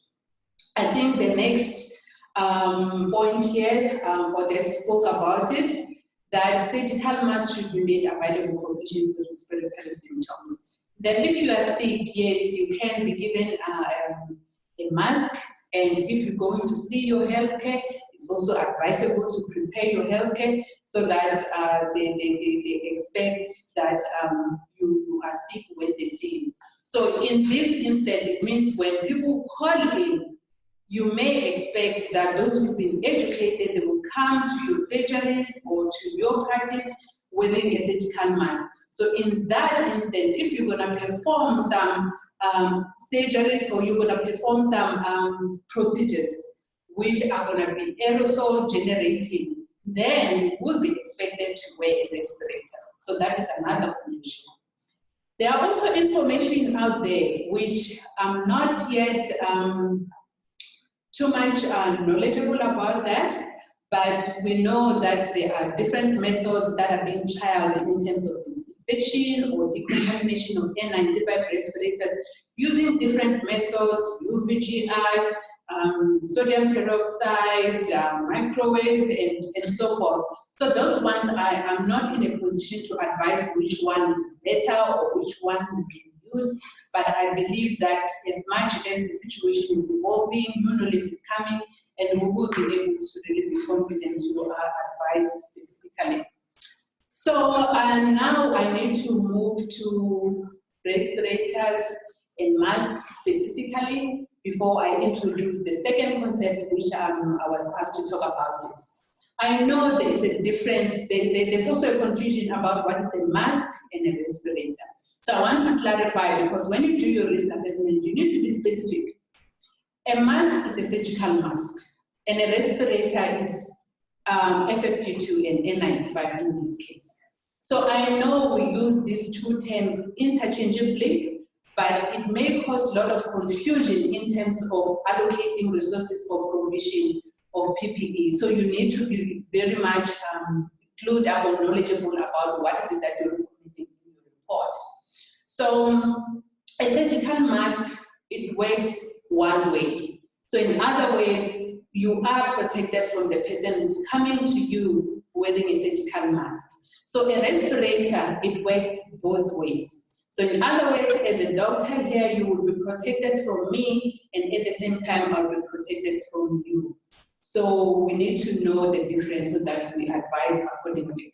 So in terms of the respirator, to work effectively, it may be late now or it may be a good time to start. In order to make sure that it works effectively, there must be a respiratory protection program, which include policies, like in your case, there must be a support from management. If you're running your own practice, you are self-employed, there must be, like, you understand the principle and the rationale for using the respirators. You need to have selected based on some of the reasons that are in some of the elements. You must be able to be to have done medical evaluation, which I know that most people haven't done that. In other words, we're saying that there are people who cannot wear a respirator, or they struggle to wear a respirator, especially those who are asthmatic, or maybe those who face challenges in terms of the breathing. So they may struggle, and you have to think along those lines when you talk about extended use. And lastly, if you, as a doctor, you are expected to perform some procedures which will need a respirator, that's when you need to do respirator fit testing. That's why Bumi and Odette kept emphasizing that a respirator should be the fit tested one. You should have been fit tested. Then again, I just want to clarify three concepts which are confusing. Every day when you wear a respirator, you fix it, you put it on, you must do a seal check. That is not a fit testing. Filtration efficiency test, the fact that we're talking about N95, it means it filters at least 95% of the particles. So that is filtration efficiency that we're talking about. The fact that FFP2 and N95 are equivalent is because FFP2 filters at least 94% of the particles. So the other one's 94, the other one is 95. So there's no respirator that it filters 100%. So that we need to know, so that when we don't do fit testing, we are sort of again allowing another limitation which will defeat the full protection. So the full protection is also limited to those filtration efficiency level. So when you do fit test, you want to make sure that the respirator that you're going to use, it fits you as an individual. So if you are in a group like doctors in one health sector, you have to all go through this process, because you cannot use one size that has got that someone got a fit on it, and then you apply to everyone. And by doing fit testing, you want to make sure that you are confident that every time when you wear that respirator, you are protected. You maybe at all, you may not using respirators at all, but now with the new hazards, you may need to consider to do that, especially if you're going to perform procedures which are going to put at a risk of exposure. So there are two methods that you can do fit testing, qualitative and quantitative, but I just want to mention something which is relevant to the situation at hand, that CDC is currently recommending qualitative fit testing because it minimizes the destruction of N95 respirators which are used. It can be FFP2 in this case. So in other words, when you fit test 100 people using the other method, which is quantitative, because we probe a hole, you are likely to discard 100, as opposed to using qualitative, where you can still use the respirator that you used for testing.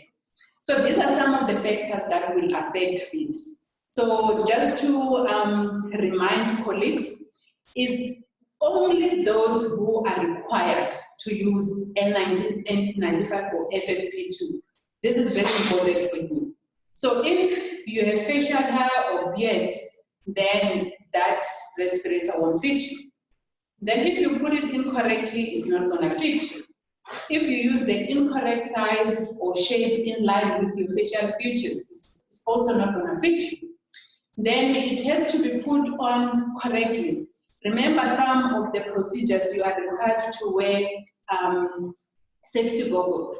Then if you don't put it the right way, you are likely to compromise how the respirator fits on the seat around your face. Then again, the issue of multiple donning and doffing, people forget the technique that they have to do seal check every now and then when they put it on and off again. So I would like to end up by talking about some of the limitations with regard to PPE in general. So the hazards still exist. So we haven't taken away the hazards. So that's why, where possible, we really need to think of other engineering controls. Then we use PPE as a supplement. But often case, PPE are used first and the others as a supplement, which shouldn't be like that. You again working, the effectiveness of PPE is dependent on users' behavior. Then if the person that is using the PPE is not cooperating, is not following good protocols, then you are likely to have false protection in your organization. Then we also need to be aware that there is no one equipment which protects against every source of infection. That's why in this case of corona, if you are likely to touch surfaces, that's why the gloves are there, that's why the safety glasses are there, the respirators or the gown for some of the processes. So if you do engineering, you happen to eliminate the hazard before it comes to different areas where you need to protect yourself from getting contaminated, which will result in infection. So if you're not using it properly, it's gonna defeat the whole purpose. Then the use of PPE sometimes may restrict movements. You can affect your vision, communication, and comfort. So we need to know that as much as we feel it's easier to implement, if we can do engineering, we can eliminate some of these things which we are working on an individual than the hazard itself. It should be properly maintained. Like I've mentioned that now the ideas of decontamination or disinfection of PPE, if it's not done properly, then it may introduce another hazard which we don't want. So we must be careful what is it that we're introducing in terms of applying some other means of maintaining of PPE. It requires regular training. So with time, or even now, because people are working under pressure and so forth, we need to sensitize ourselves that as much as I'm rushing to do this procedure, I need to focus, I need to understand that if I'm relying on PPE, let me make sure that I put them and I use them effectively so that I can be protected. So in other words, improper use of PPE will create false protection. So it means that exposure will still exist even if you are wearing the correct type for the hazard. So these are some of the sources of information that you can really refer if you want to know more about PPE. And I just wanna mention again that if you need more information, those are our details. And thank you very much for listening. Thank you very much. And that was the head of our occupational hygiene section here at the NIH, Jeanette Mangani. Our next presentation is going to be by Anika Matuka. She will be dealing with the cleaning procedures for surfaces, floors, and equipment, for example, including the stethoscope and dental instruments.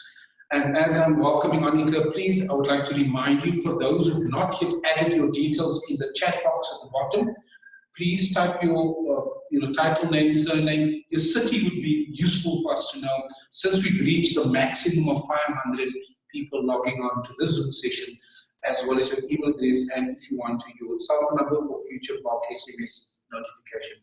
Anika, thank you. Thank you, Ashwa.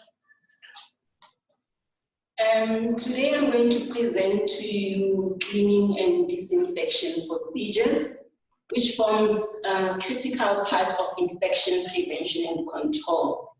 For two reasons: because we need to keep our environment free from contamination with microorganisms, and secondly is to protect the workers or employees in their work environment. So firstly, we need to differentiate between the two terminologies, cleaning and disinfection. So cleaning is defined as removing foreign material or even impurities from surfaces, and that may be use of detergent or enzymatic cleaners and water. But it does not necessarily kill germs, it just removes those impurities or the dirt or dust on the surfaces, and it lowers the risk of spreading of infection.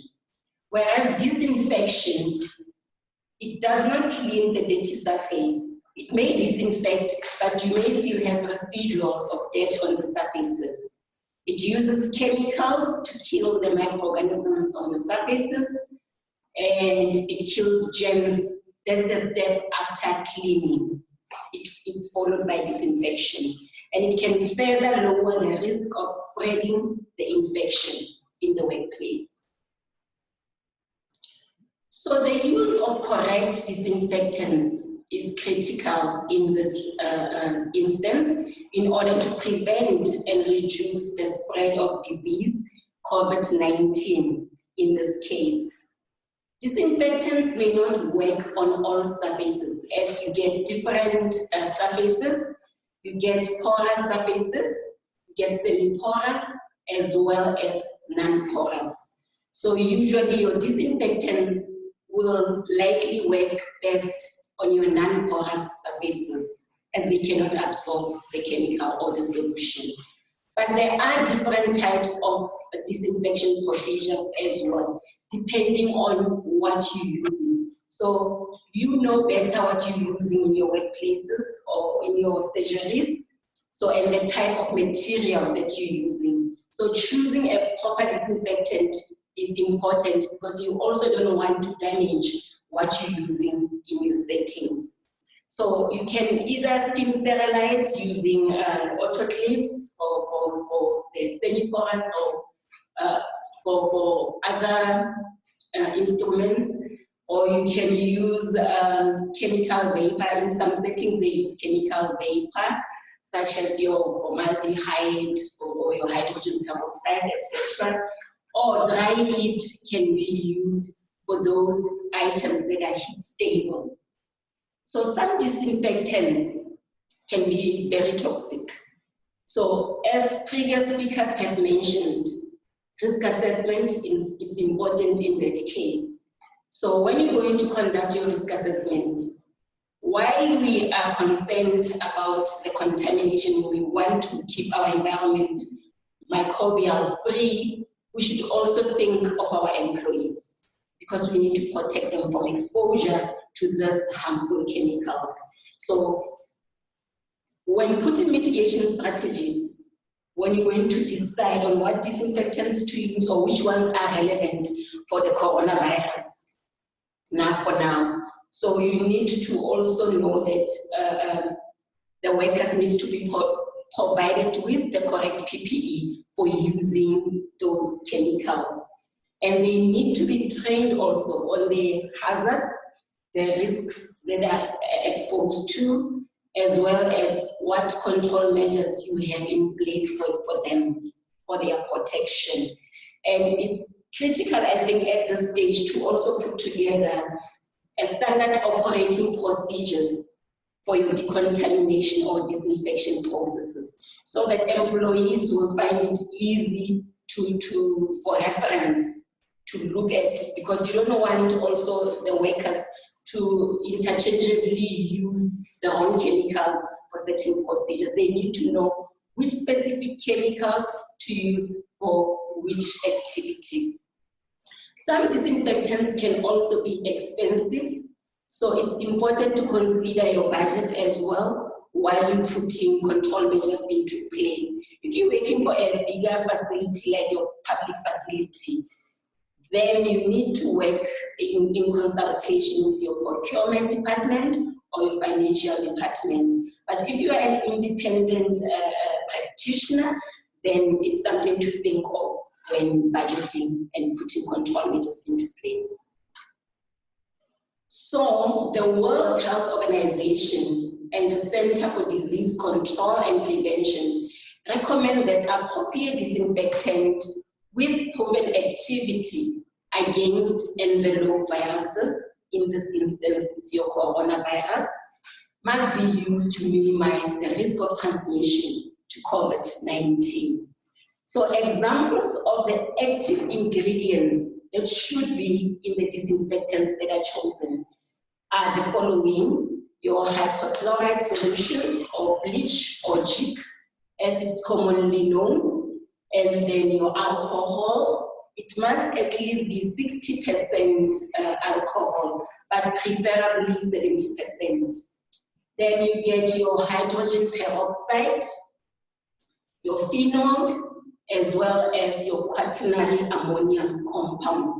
So that list is the active ingredients that should appear on the ingredients that's showing on the container or the label of the disinfectant that you use, that can be effective against the coronavirus. So the disinfectants, they can either come concentrated, whereby you need to dilute them, or they can come ready to use as diluted.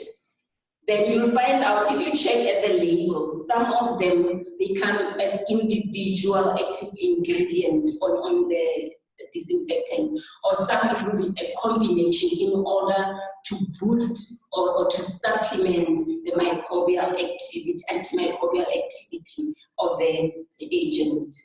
So it's important to follow the manufacturer instruction or the product label, as different suppliers will have different composition or ingredients on their chemicals, and you cannot use the other method for the other reagents. So as much as you're going to put together an SOP, which is your standard operating procedure, you must always make sure that you revise it as you change your brands or as you change your disinfectants.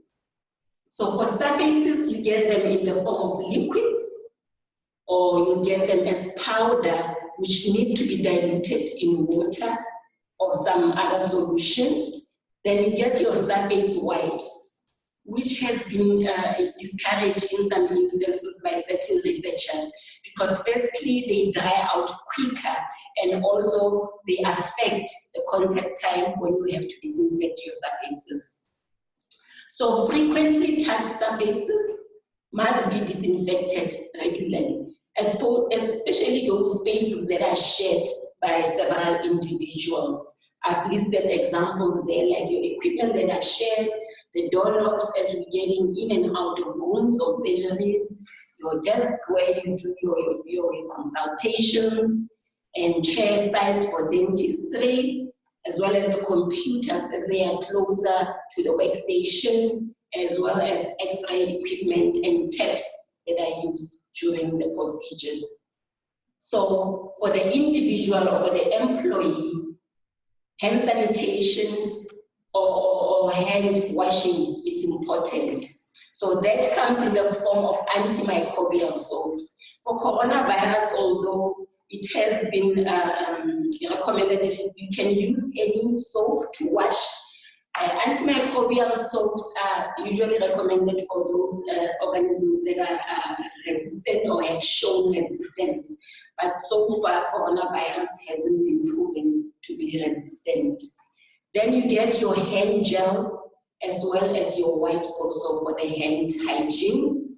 So hands must be cleaned at the door and at regular intervals. So regular intervals is a broader term, but as a worker or employee, you know what activity you do. So basically, you must actually wash your hands in between any task that involves possible or potential contamination or contact with your hands, or if you're doing a clean procedure because you also don't want to infect your patients with contaminated hands or transfer contamination to your patients.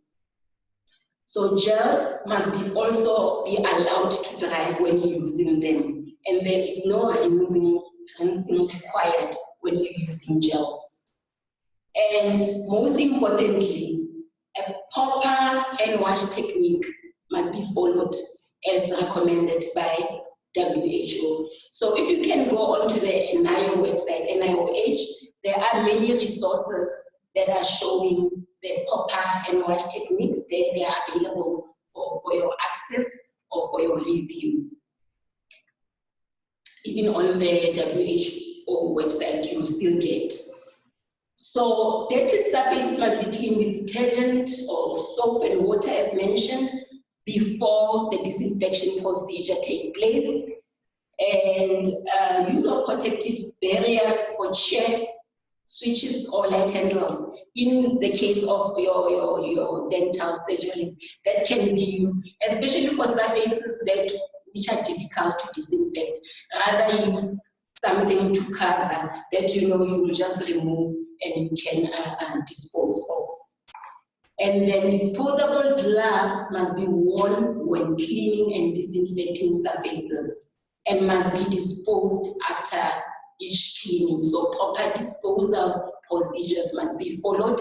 I'm sure my co-worker who's coming after me is going to cover waste management. She will cover that in her presentation.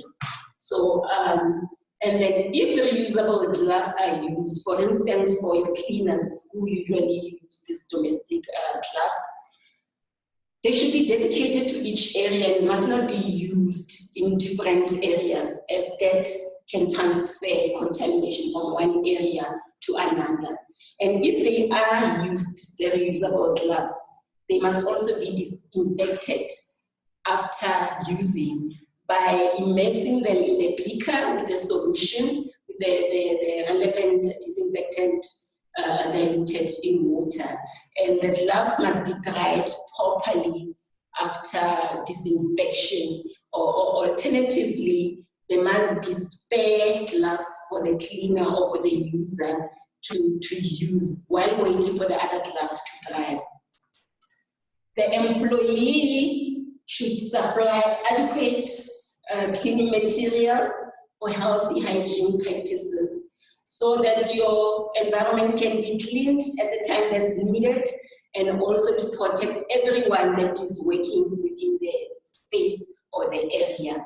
And then the supplies must also be accessible, especially in patient care areas and change rooms. You don't want to be storing disinfectant far from where you're working, because there you are increasing the risk of transmission or the risk of contamination, as you need to go out the door to another room, touch the cupboard door to open to take the disinfectant. Already you have contaminated your doorknob, you've already contaminated your cupboard handle. So rather have them near where you're working to avoid cross-contamination.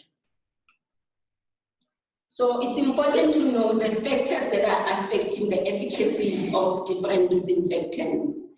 Effectiveness of various disinfectants depend on several factors which should be noted when you're applying disinfectants. So the concentration used is important. As mentioned, you may get a concentrated disinfectant which you need to dilute. So manufacturer's instruction or the label must be followed. The user must know how much of the disinfectant I need to dilute in how much of water. That's critical for the antimicrobial activity of that solution. If you're going to dilute it wrongly, it's not going to serve the purpose which is supposed to serve. So the ready-to-use one, you will see sometimes they come showing the percentage effectiveness of the disinfectants. Some will say 95%, some will say 99%. So you already know then what concentration you're dealing with.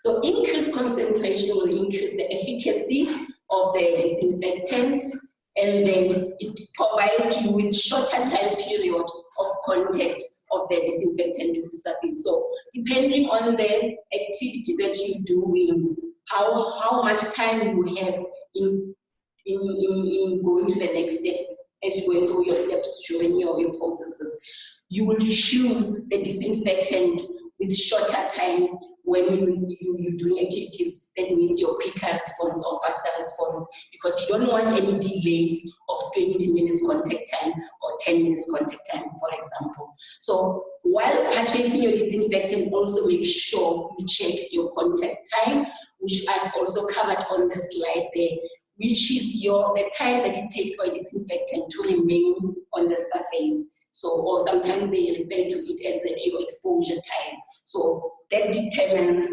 how long you can use or you can disinfect your surface before you proceed with your activity.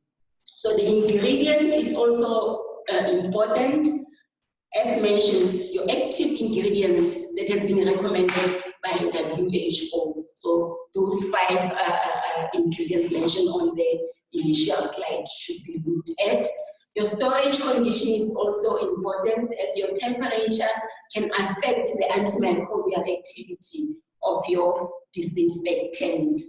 pH as well has been shown to improve microbial activity for certain disinfectants, such as the ones that will contain your ammonium, your quaternary ammonium compound, whereas it may decrease that of others, the activity of others, such as your hypochlorites and your phenols.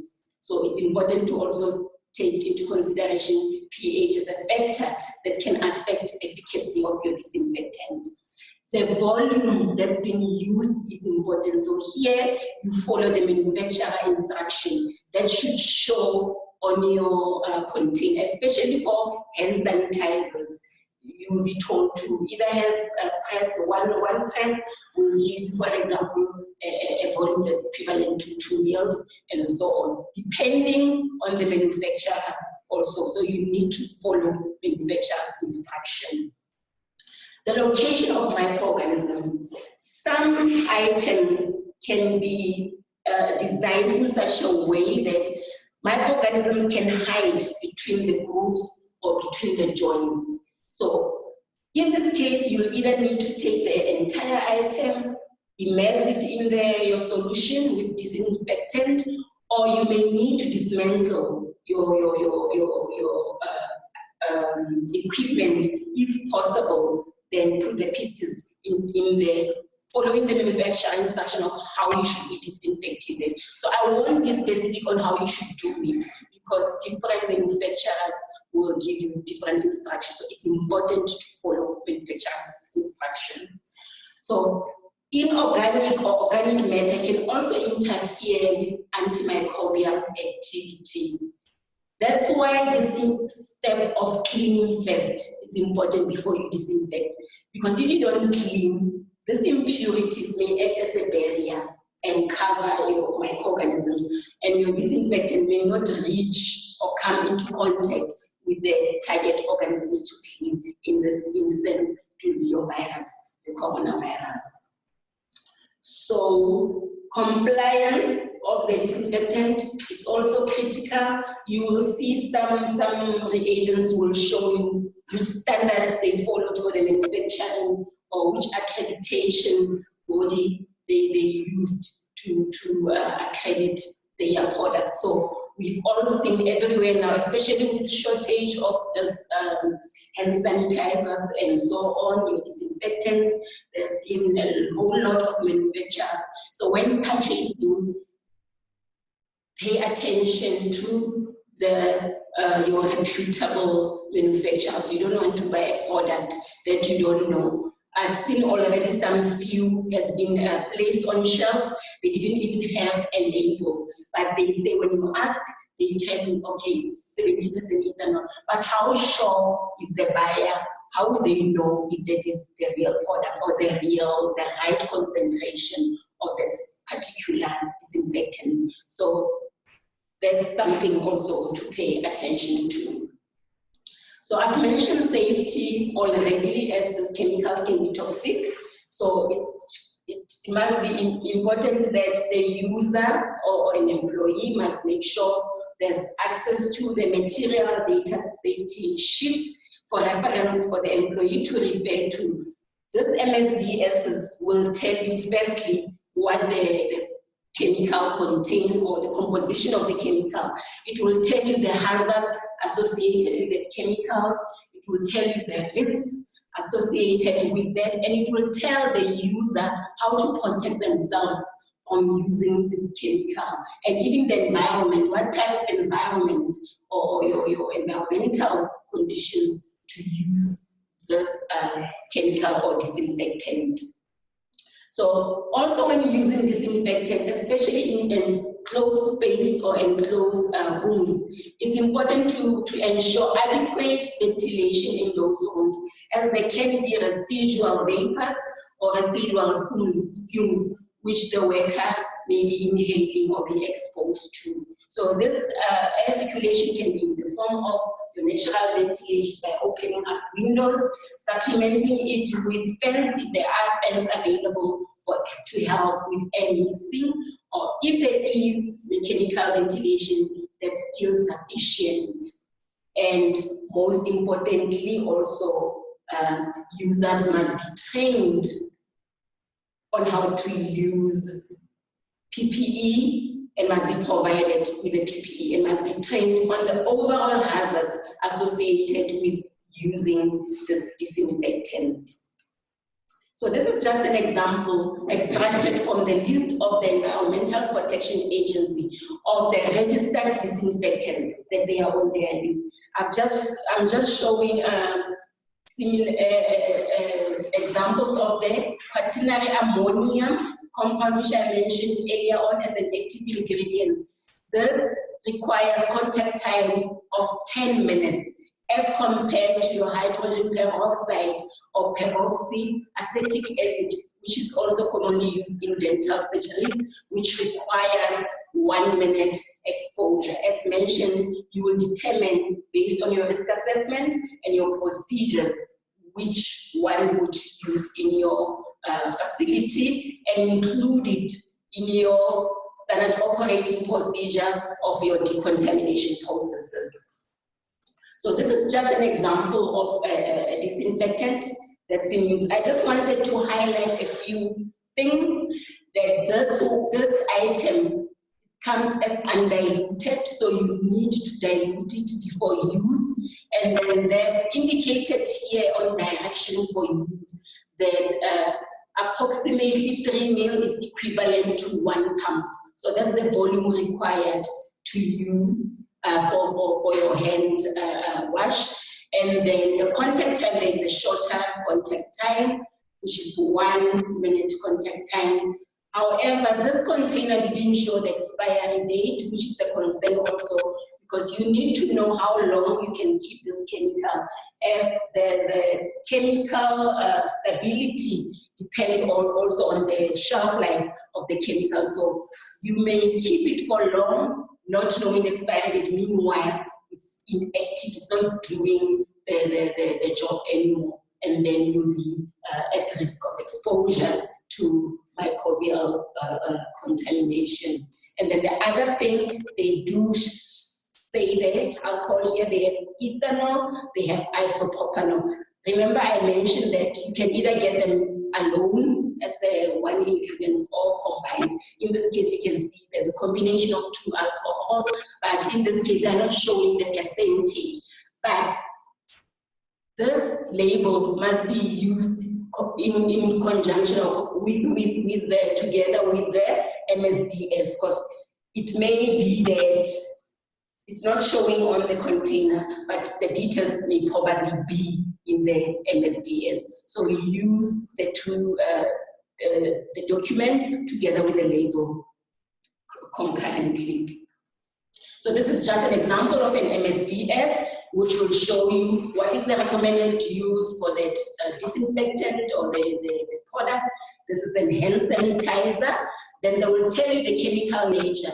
That's your active ingredient with, that's the main ingredient, which is your 70% alcohol. But you'll see here ingredient listing. So it's been combined with other things as well, your triethanol, amine, and so on. And then it will tell you it's a flammable liquid, which category, and also the health effects associated with the use of this disinfectant.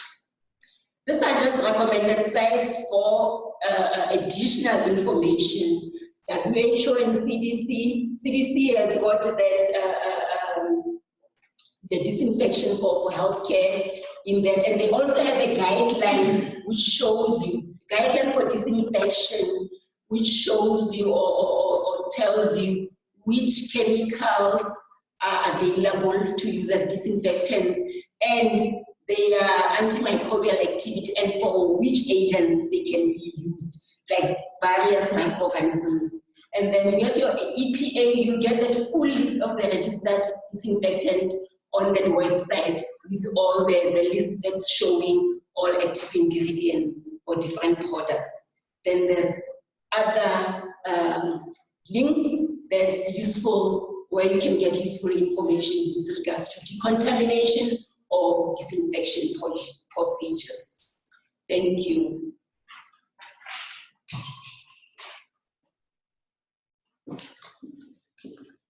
Thank you. That was my colleague Onika Gani from the Immunology and Microbiology section. Thank you for that contribution with regard to PP. Did I just say that? I did. Wrong name. Correction. That was Onika Matuka, doing cleaning procedures for services, floors, equipment. Thank you very much, Monica, for that contribution. My mistake. Okay. We intended to share with you today a donning and doffing video, particularly within the context of COVID-19. And we're in the process of redoing that particular video to ensure that we're completely up to date. But we will let you know through the contact details we've provided for us when we are going to upload that either onto our website or onto the YouTube channel. We'll certainly keep you informed about that. And for those who have not yet provided your contact details, please provide that for us in the chat box. Somebody did mention somewhere in the chat box, why are you sharing your contact details with everybody? You can in fact select when you're in the chat box only to share your information that you might regard as private with the panelists, and then that would okay to Glenn, I think in particular. Thank you very much. So our next presenter is going to look at healthcare waste management considerations, and that's my colleague Mashela Khole. Welcome. Thank you so much, and good afternoon to colleagues. I know I have a thick voice, I hope I'm audible. As it has been mentioned, my name is Mashela Khole. I'm the Manager of Waste Assurance in the National Health Laboratory Service. So I'll be talking to you this afternoon mainly about waste management, but we added about 2 slides just to re-emphasize what Onika has said earlier on about cleaning practices. So I'm not going to dwell on the cleaning practices on these first 2 slides. I'll just take you straight through to our slide, because basically these slides are repeating what Onika said earlier on, so I don't think there's a need for me to really say much on that. The same applies with this slide, so I'll just go directly to our waste management. We all know that in our healthcare establishment, we generate waste. And this waste is basically divided into general waste and hazardous waste. By general waste, we mean your packaging material, your office paper, your flowers, cold drink cans, and your food waste, and so on. And by general waste, we mean your shops waste, your infectious waste, anatomical waste, chemical waste, pharmaceutical waste, and other waste, hazardous waste streams. And for us to manage this waste in a safe and legal manner, there are a few things that we need to do. Firstly, we need to ensure that staff members or those who are handling waste within our facilities are provided with appropriate PPE. And this PPE, or what you provide in terms of PPE, will be informed by your risk assessments in your facilities. And to ensure that we manage our waste legally, there are a few steps that we need to follow. Firstly, we need to identify and classify our waste. By this, we mean that we need to identify is our waste general waste or is our waste hazardous waste. And once you have determined whether your waste is general or hazardous, then you will know how to manage this waste. Firstly, we have, in terms of general, or I'll end with general waste, with hazardous waste or healthcare risk waste in particular, we have specific containers that we are required by law to use. We have our red containers, and this other red container with infectious waste box. These two containers, basically, we use them for anatomical waste, and we also use them for infectious waste. Then we have our yellow sharps containers. This we use for our sharps, and we have our green containers for our pharmaceutical and chemical waste.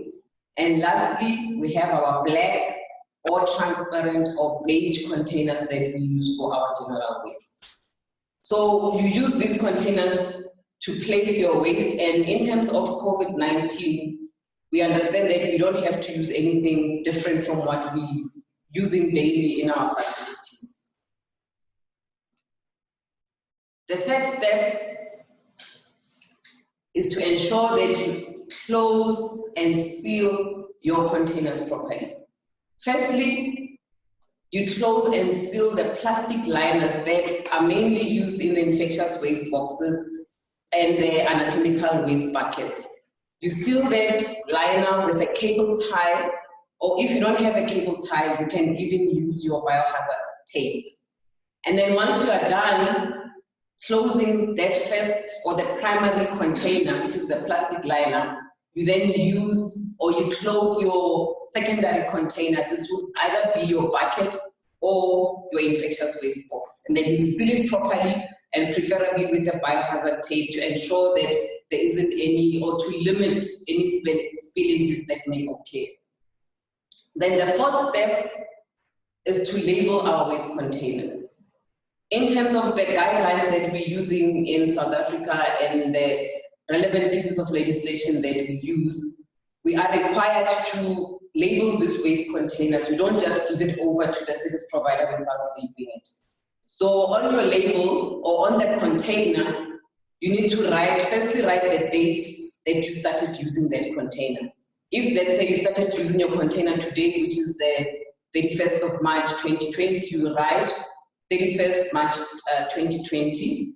And then after your container is sealed, you then write the date the container was sealed. If it's going to be maybe on the 1st of April, you write the 1st of April.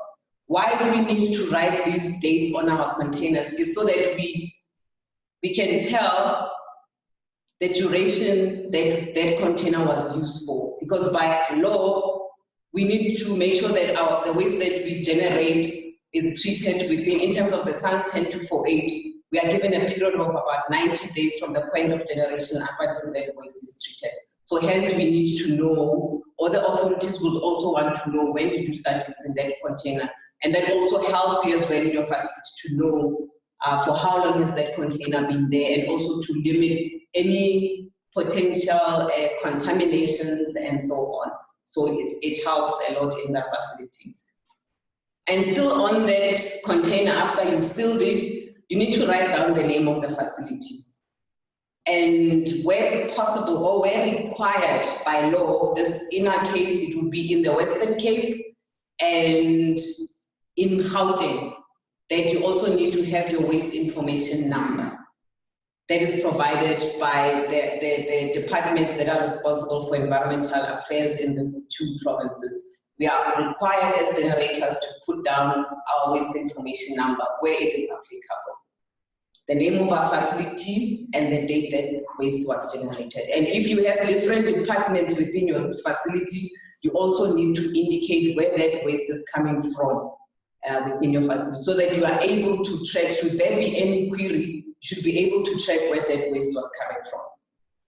The fifth step, this step says to us that we need to store our waste. Those filled and sealed containers, need to be temporarily stored in designated areas before they are removed by a waste management contract. That we are aware that we have facilities where it's just the one room, but you need to dedicate an area within that one room where you are, with that area that is dedicated for temporary storage of waste before this waste is removed by the contract. And in addition, you need to make sure that you separate the waste, the COVID-19 waste. I'll talk more about it later, but the COVID-19 waste needs to be separated from our ordinary biohazard waste, so that the contractors can remove it in time and as quick as possible, and then it's treated as soon as possible. The sixth step says to us we need to keep records of all the waste that's been removed by our waste management contractors, and specifically our healthcare risk waste. Service providers or our contractors need to generate what is called a waste manifest before this waste is removed from the facility. The information that is going to be on your manifest, it's that, the same as that information that we ask that you put on the label. You need to indicate the name of the facility, you need to indicate your waste information number if required, you need to, that document needs to indicate the types of waste that are being removed. It also needs to indicate the quantities of waste that are being removed. It needs to have the details of the service provider and the details of the facilities. And then lastly, you need to keep records of, this is in step 7, you need to keep records of proof of waste destruction. So after your waste has been removed, disposed or treated, the service provider needs to come back with what is called a proof of destruction, then so that there's proof that the waste that you have issued to them or handed over to them for treatment or for disposal, it has truly been destructed and or disposed accordingly. So the documents will indicate all that.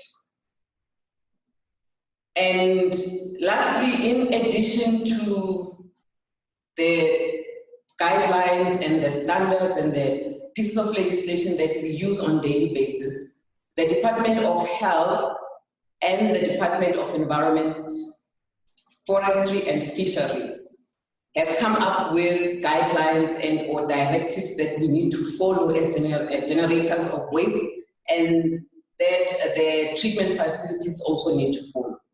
But then as generators of waste, this is what we are required to do in addition.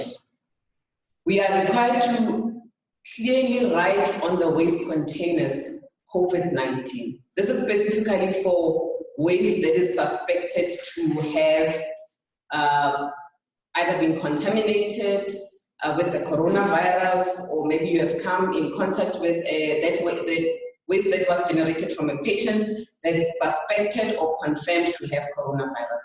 So you need to write this on your container, and as I have mentioned, the reason mainly is to ensure that that waste is given priority by the treatment facilities. Secondly, we are required to wipe down the sealed container with a 0.5% hypochlorite solution. So before you remove the waste container from your facilities for temporary storage, or before the waste is removed by the waste management contractor, it needs to be wiped down.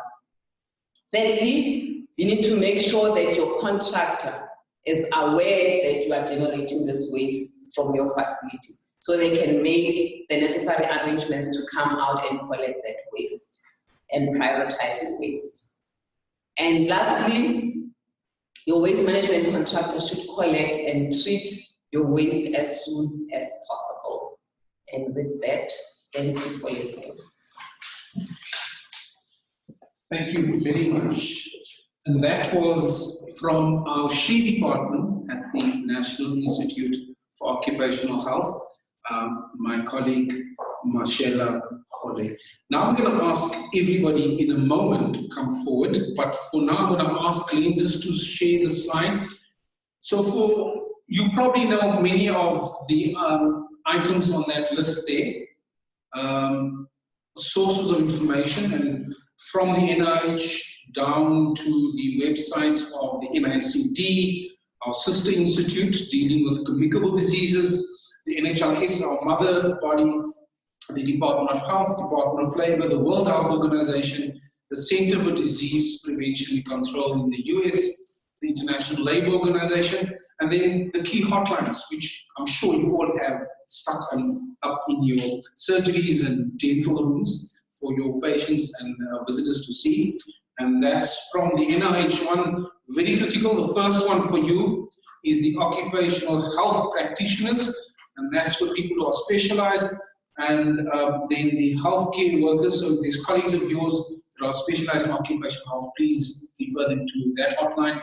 And then the general public for the healthcare workers, or health workers broadly, that would be applicable for you as well. And then you're familiar with the WhatsApp line that's been set up by the National Department of Health. For COVID queries, please, there again is our email address. Anything that you haven't not typed questions or other requests, many of you requested the presentations and you've asked for other information, that email address at the bottom, info@nih.ac.za, that's critical for you to have. Now, I've just asked Glenn to briefly just flip up the NIH website. And this is the website. I'm not sure if you can click on that one. Is that a link, Glenn? Glenn will just quickly go to his browser to set up the NIH website. So I quickly want you to just scroll down, www.nih.ac.za, and we have the front page dedicated to COVID-19 specific resources. And those resources include, I'll quickly bring up my one. Those resources include the following. Right at the top, you have the COVID-19 resources, NIH resources, and NDOH COVID-19 occupational and safety resources. My colleagues are just bringing the chairs 1 meter apart, as you would expect from me, to the front so we can have our panel discussion. And then there's the COVID-19 fact sheets as well, you'll find on our website. I'm not sure if that's on our screen now, Glenn. No, okay. And then there's the frequently asked questions that follows just below those 3 pictures for resources. And then at the bottom we have COVID-19 training videos, as well as the training schedule. Yours will also be in the updated schedule. We don't have that there. I'm now asking my colleagues to join us. And I'm just going to make sure that Glenn's got us all on the screen. Are we more than the 4 that we normally are? Oh, we are. Well, look, let's make some more space.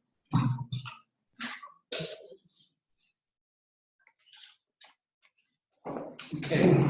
So maybe people could come. I'm going to zoom this out. Okay, that's the best thing to do.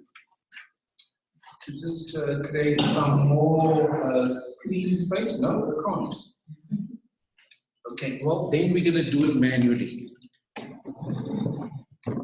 We are going to do that. And do we get more people in when we do that?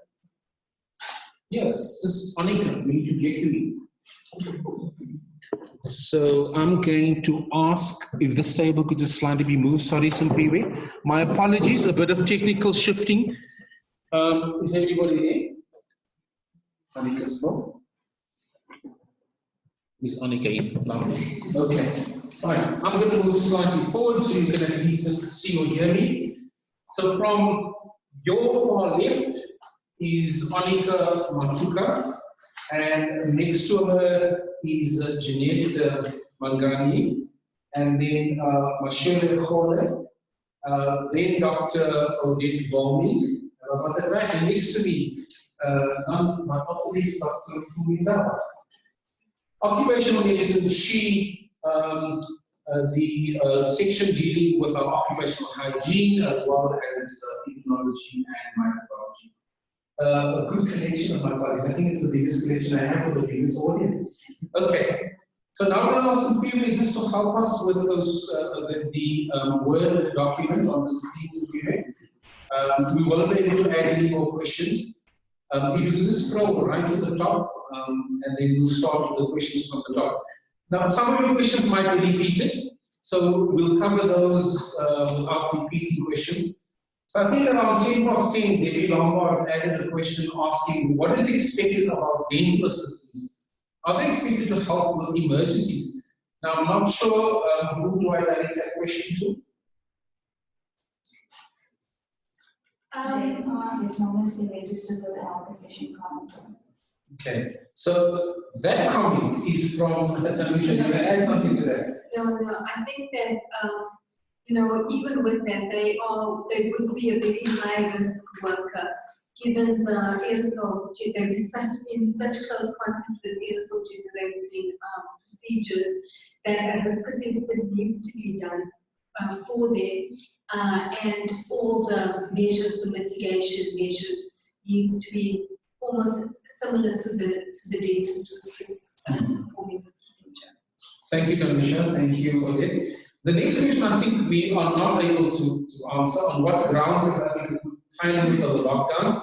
Unfortunately, the occupational health and other public health professionals are being consulted in those processes, but that's an issue taken at a different level, at a different place. The next question is not risky, too fast. There's a question below that one. It's the same one. Okay, so, okay, next one. Thanks, Sylvia. Kindly confirm if it's spread through contact, air droplet, or airborne or not. Because there was some speculation, that COVID-19 is not airborne. And I think the World Health Organization has answered that. So currently it's been reported as droplet transmission, but there have been researchers that have been investigating the possible airborne transmission, and there's a few publications that's out on that, but we will wait for the World Health Organization to approve and say, like, to put a stamp to say it's airborne. So there isn't basically enough evidence to show airborne transmission. So for our GP and dentist audience in a particular practice, I think our presenters have covered that question adequately in indicating which are the procedures that you're involved in that might aerosolize the COVID-19 or the coronavirus itself. Okay, so the next question is, do cleaners have to have the full PPE, or should this not be the case if departments of subjects treating confirmed COVID-19 cases only? I think we covered that in our presentation as well. Somebody's going to add something or emphasize?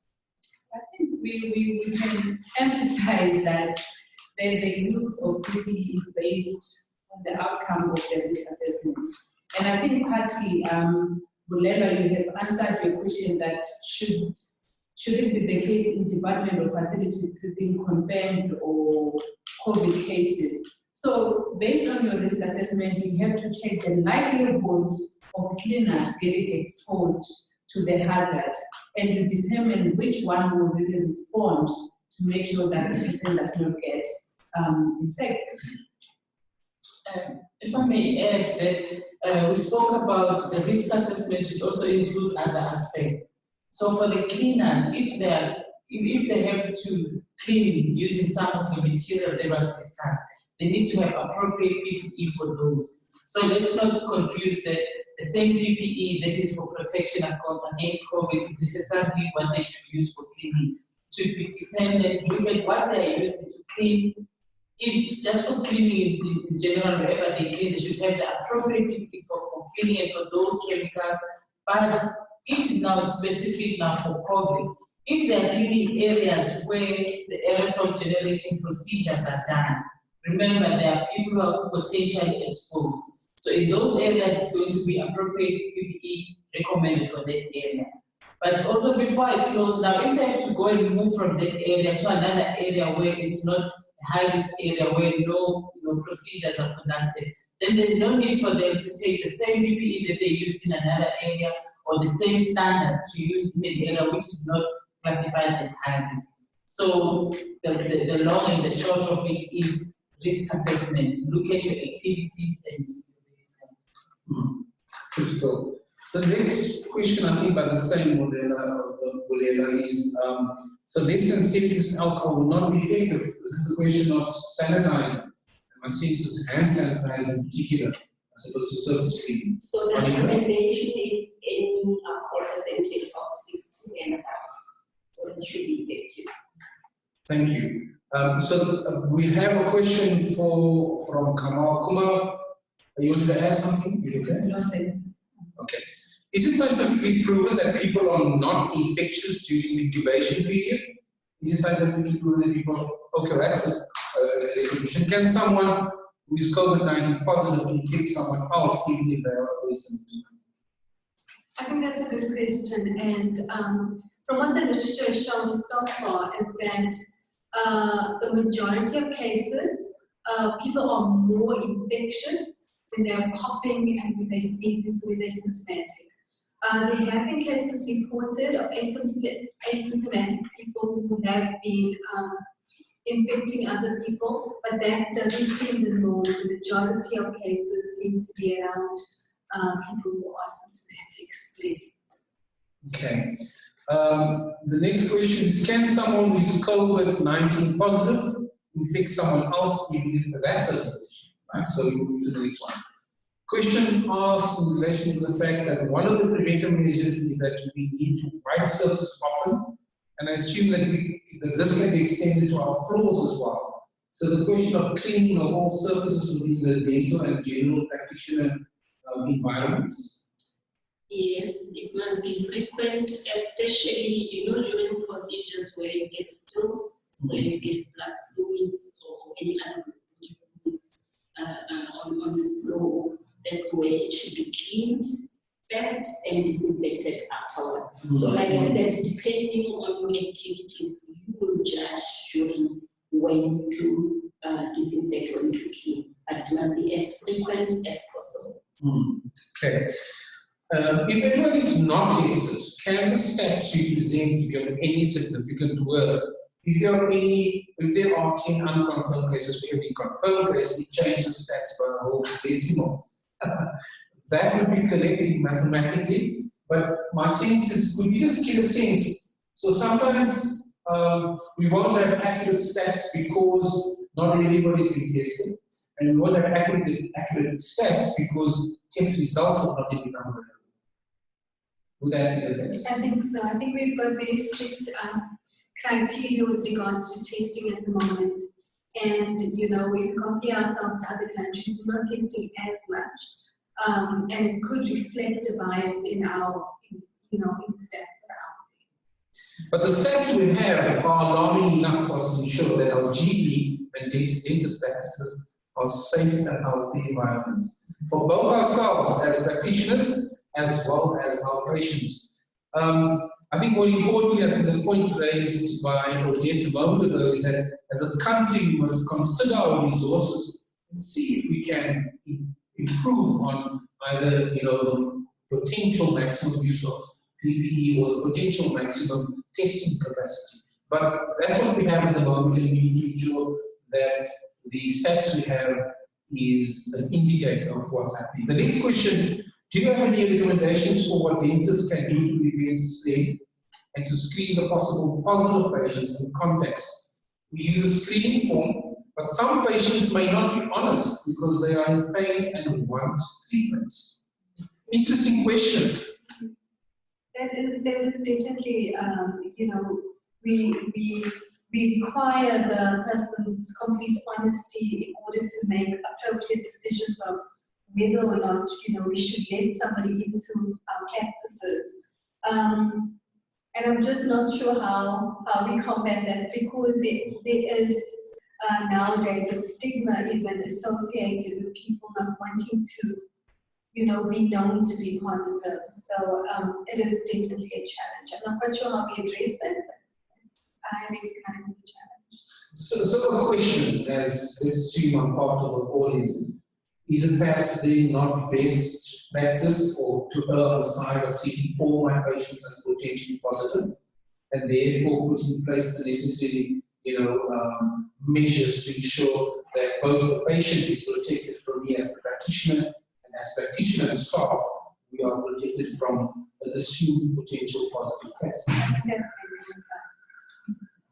Also, I think it also helps to let people know why we're asking for that information. Because as it is, when we screen people, it's looked as if it's more for punitive measures than if you whatever, and people view that as being punitive. Whereas if you communicate that, because this will help your doctor, you know, and this will help with assessment and so forth, that it's not necessarily punitive, but if you disclose, you know, it's going to even help your doctor to be able to help you better. You know, they can maybe even advise of how you could be and whatsoever. And as GPs and dentists, you can refer patients, and that would be an advantage.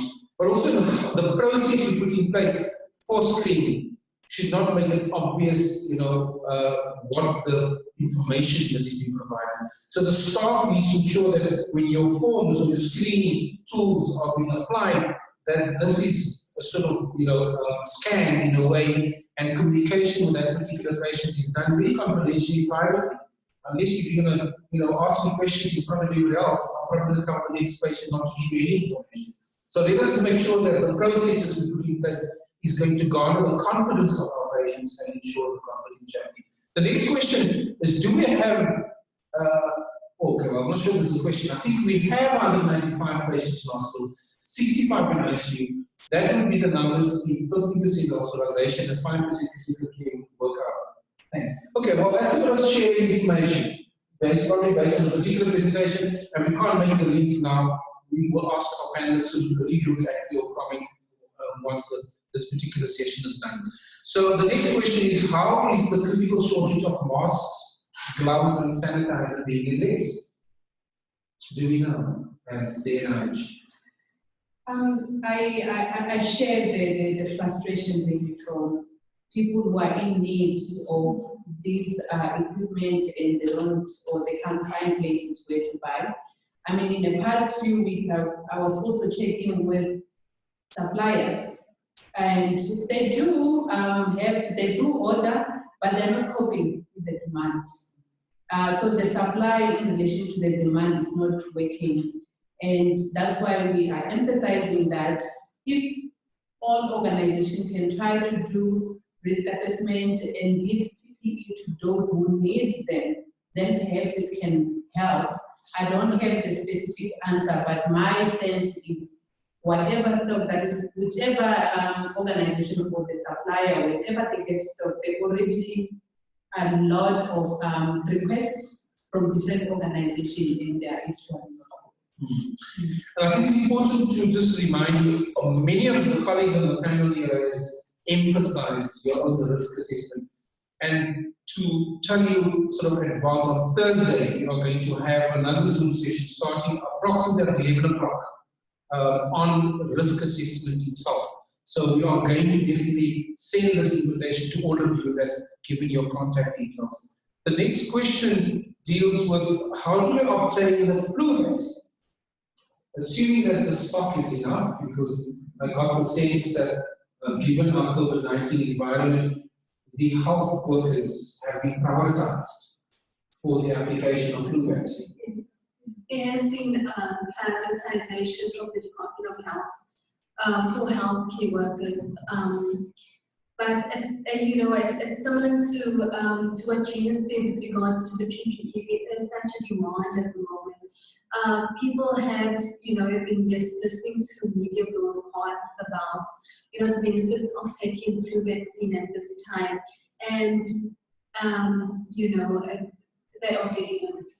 My recommendation would be that your dental and GP associations, through your organized bodies, you do formal representations to the Department of Health and express your need and engage directly in order to determine how the members of your associations and bodies their needs can be addressed. Our next question deals with clarifying if clinicians or medical practitioners are to follow the guidelines strictly with regard to testing. Is there a shortage of, is that the regions of testing? I'm not sure if that's reagents. Thank you, Monica, of testing capacity at the moment. So I'm not sure if I'm putting that to Monica or someone else. Okay, when it comes to the guidelines for testing, the NICD has requested that every doctor, before you actually collect a specimen, you discuss with them. Mainly for the reasons of there has to, like we said, you cannot just test, anyone for the sake of confirming or not confirming, just a clearance test. But there have to be specific symptoms, and somebody on the other side needs to be sure that there is really an indication for the testing.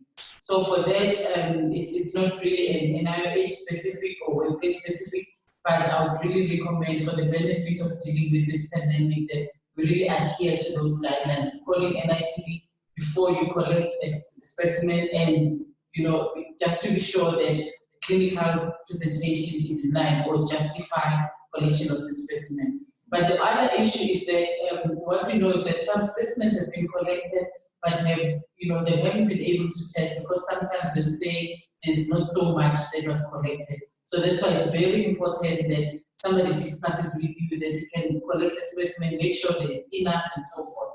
So because this is new to all of us, I think it's better to all respond to it in a coordinated manner and make sure that you contact someone at the NICD so that there's also a follow-through of what specimen you have been sent and so forth. Well, it's clear that all our policies, guidelines, and protocols, although striving for the ideal, have been tempered by the constraints of our resources. And I think we've just had a very practical guidance with regard to testing. I just wanted to add to what Mpumi said. I completely agree, and the truth is that the NICD are the people who deal with this directly. But I know there has been a drive to do more testings. And also, just to stress on what Mpumi said, that it's very important in terms of when a specimen is being done, that the appropriate information is is labeled appropriately, all the details, the phone number of the person, all those details are filled in on the form so that contact tracing can happen, so that all these public health interventions can follow through. Monica? Okay, just to add to what I said, all the information and the relevant forms for testing and sample collection and so on are on the NICD website under COVID-19 toolkit. Thank you very much. And there is another indication of a key resource for you. The question from Tumani is, PPE in the dental practice or private practice, must you change it after seeing each and every emergency patient? So after doing, for example, an extraction. I think this one we would like us to address the issue of once-off use or reusing. So again, it depends on your process that you're going to do. Remember, if your process will result in contaminating your PPE, you may transfer that contamination. Your PPE can become a source of infection when you deal with the next person. Alternatively, when you contaminated your PPE and with COVID, with droplet infection, and you touch your eyes and mouth and so forth, you can contaminate, you can be a source of infection from your PPE. And that it depends on your risk assessment, that how should you use your PPE in relation to those activities. And if it informs that with this one specific one, it's a once-off only, use only, it has to be like that, unfortunately. And I do understand that we're talking about shortages of stock. But if you reuse and again you put yourself in danger and defeat the whole purpose of using the PPE properly. There are other means where you can decontaminate or disinfect, but I know that some guidelines are talking about having maybe different sets of PPE. As you contaminate others, you decontaminate or disinfect others, you can use the other set and so forth. So it's something that you need to develop your own standard procedures within your practice. And critical, it's a conversation that you must have within your dental and GP associations. You need to set a standard on how to address that. We can give you the broad general occupational health guidelines, occupational hygiene guidelines, but specific risk assessment and specific, occupation-specific discussions is critical. Okay, the next question, I would like to know the procedure regarding leave for employees who were either self-isolated or in quarantine. Which leave do they apply for and through who?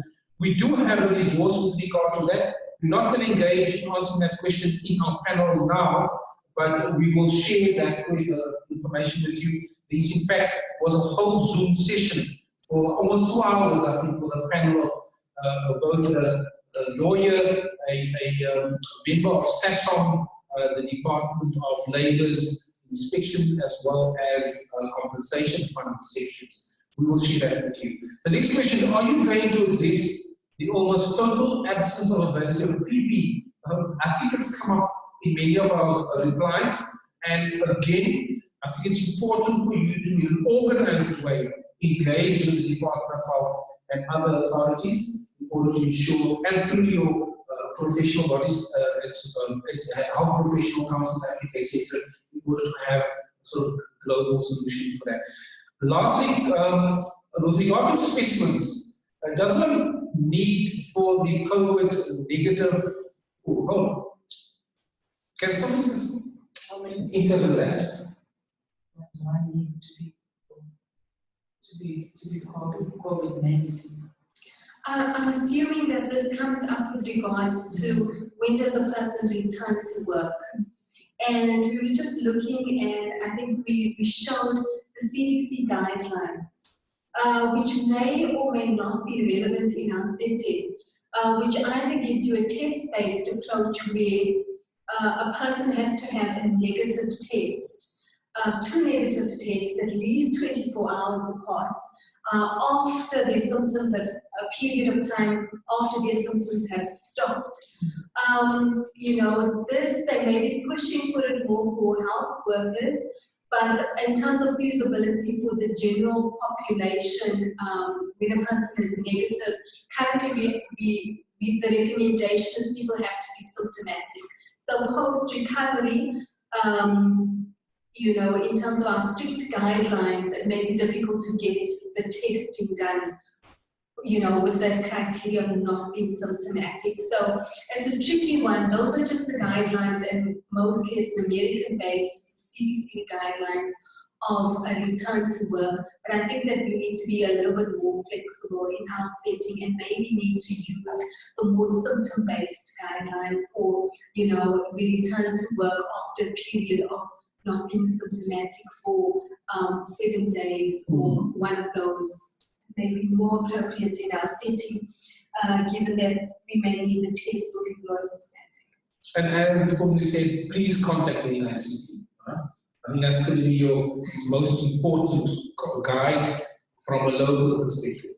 I'm sure you agree. Okay, so the next question is, do we have to administer the flu vaccine to our employees in our practices, or do they have to pay for it, or do it somewhere else? What will be the recommendation? Assuming that our GPs and dentists can access the flu vaccine, what are our recommendations? There's no have. There's nothing like you have to administer it yourself. maybe didn't come out clearly from the presentation. The issue was it's a recommendation. It's more of a clinical recommendation. So ideally, any person you can recommend to your employees that you can or inform your employees that it's recommended that they have a flu vaccine. However, if maybe the doctor feels they've got stock of flu vaccine and they can easily sort of share with their staff members, this is something that can be discussed in-house. But it differs on different platforms where maybe people have been seeing their own doctor, that continues as such. But it's not a matter of you as a doctor.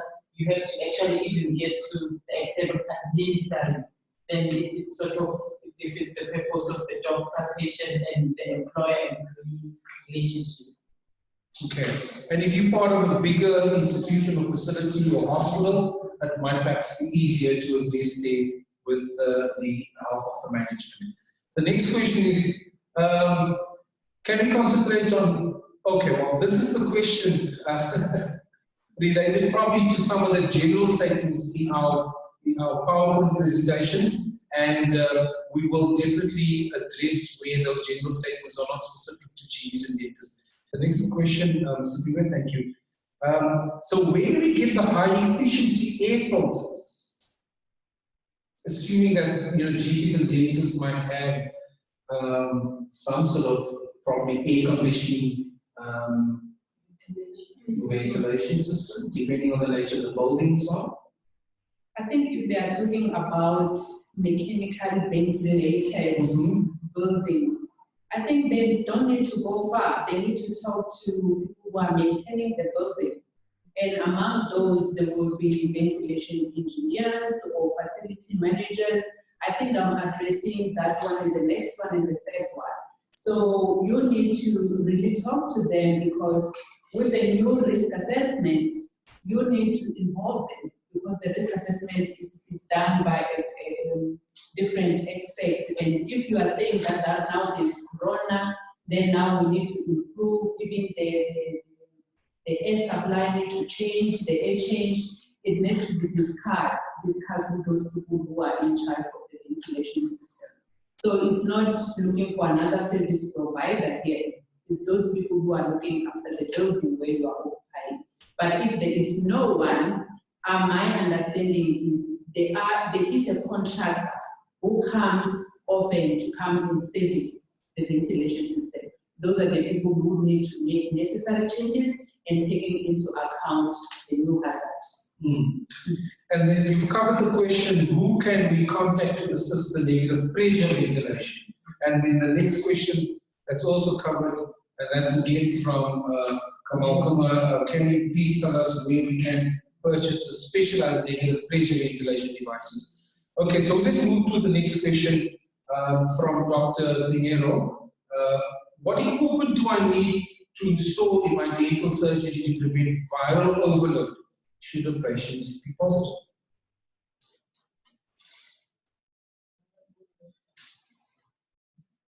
I'm assuming you're saying when the patient is there and the patient is positive and maybe you get to know afterwards. I'm not sure.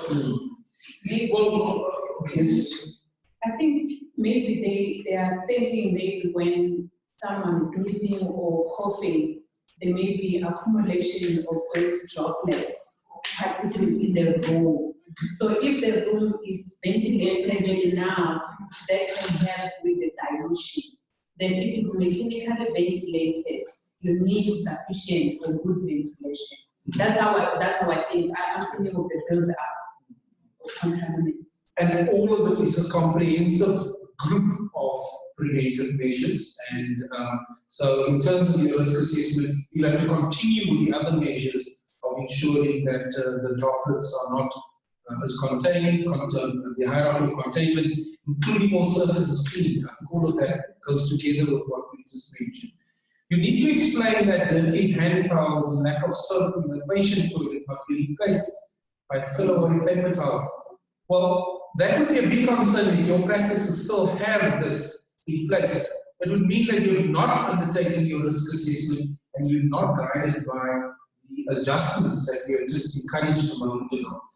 The next question is required PPE obtainable for private practice. What constitutes minimum protection to continue working after contact with a COVID-19 patient who in private practice are affected by lack of PPE? So if there's been a COVID positive patient, clearly the patient needs to be referred, and the process will be followed in order to contact the NICT, all these forms to be completed. But from sort of a health and safety point of view for the practice, what would be essential? Would it be essential just to do a complete clean out of the premises?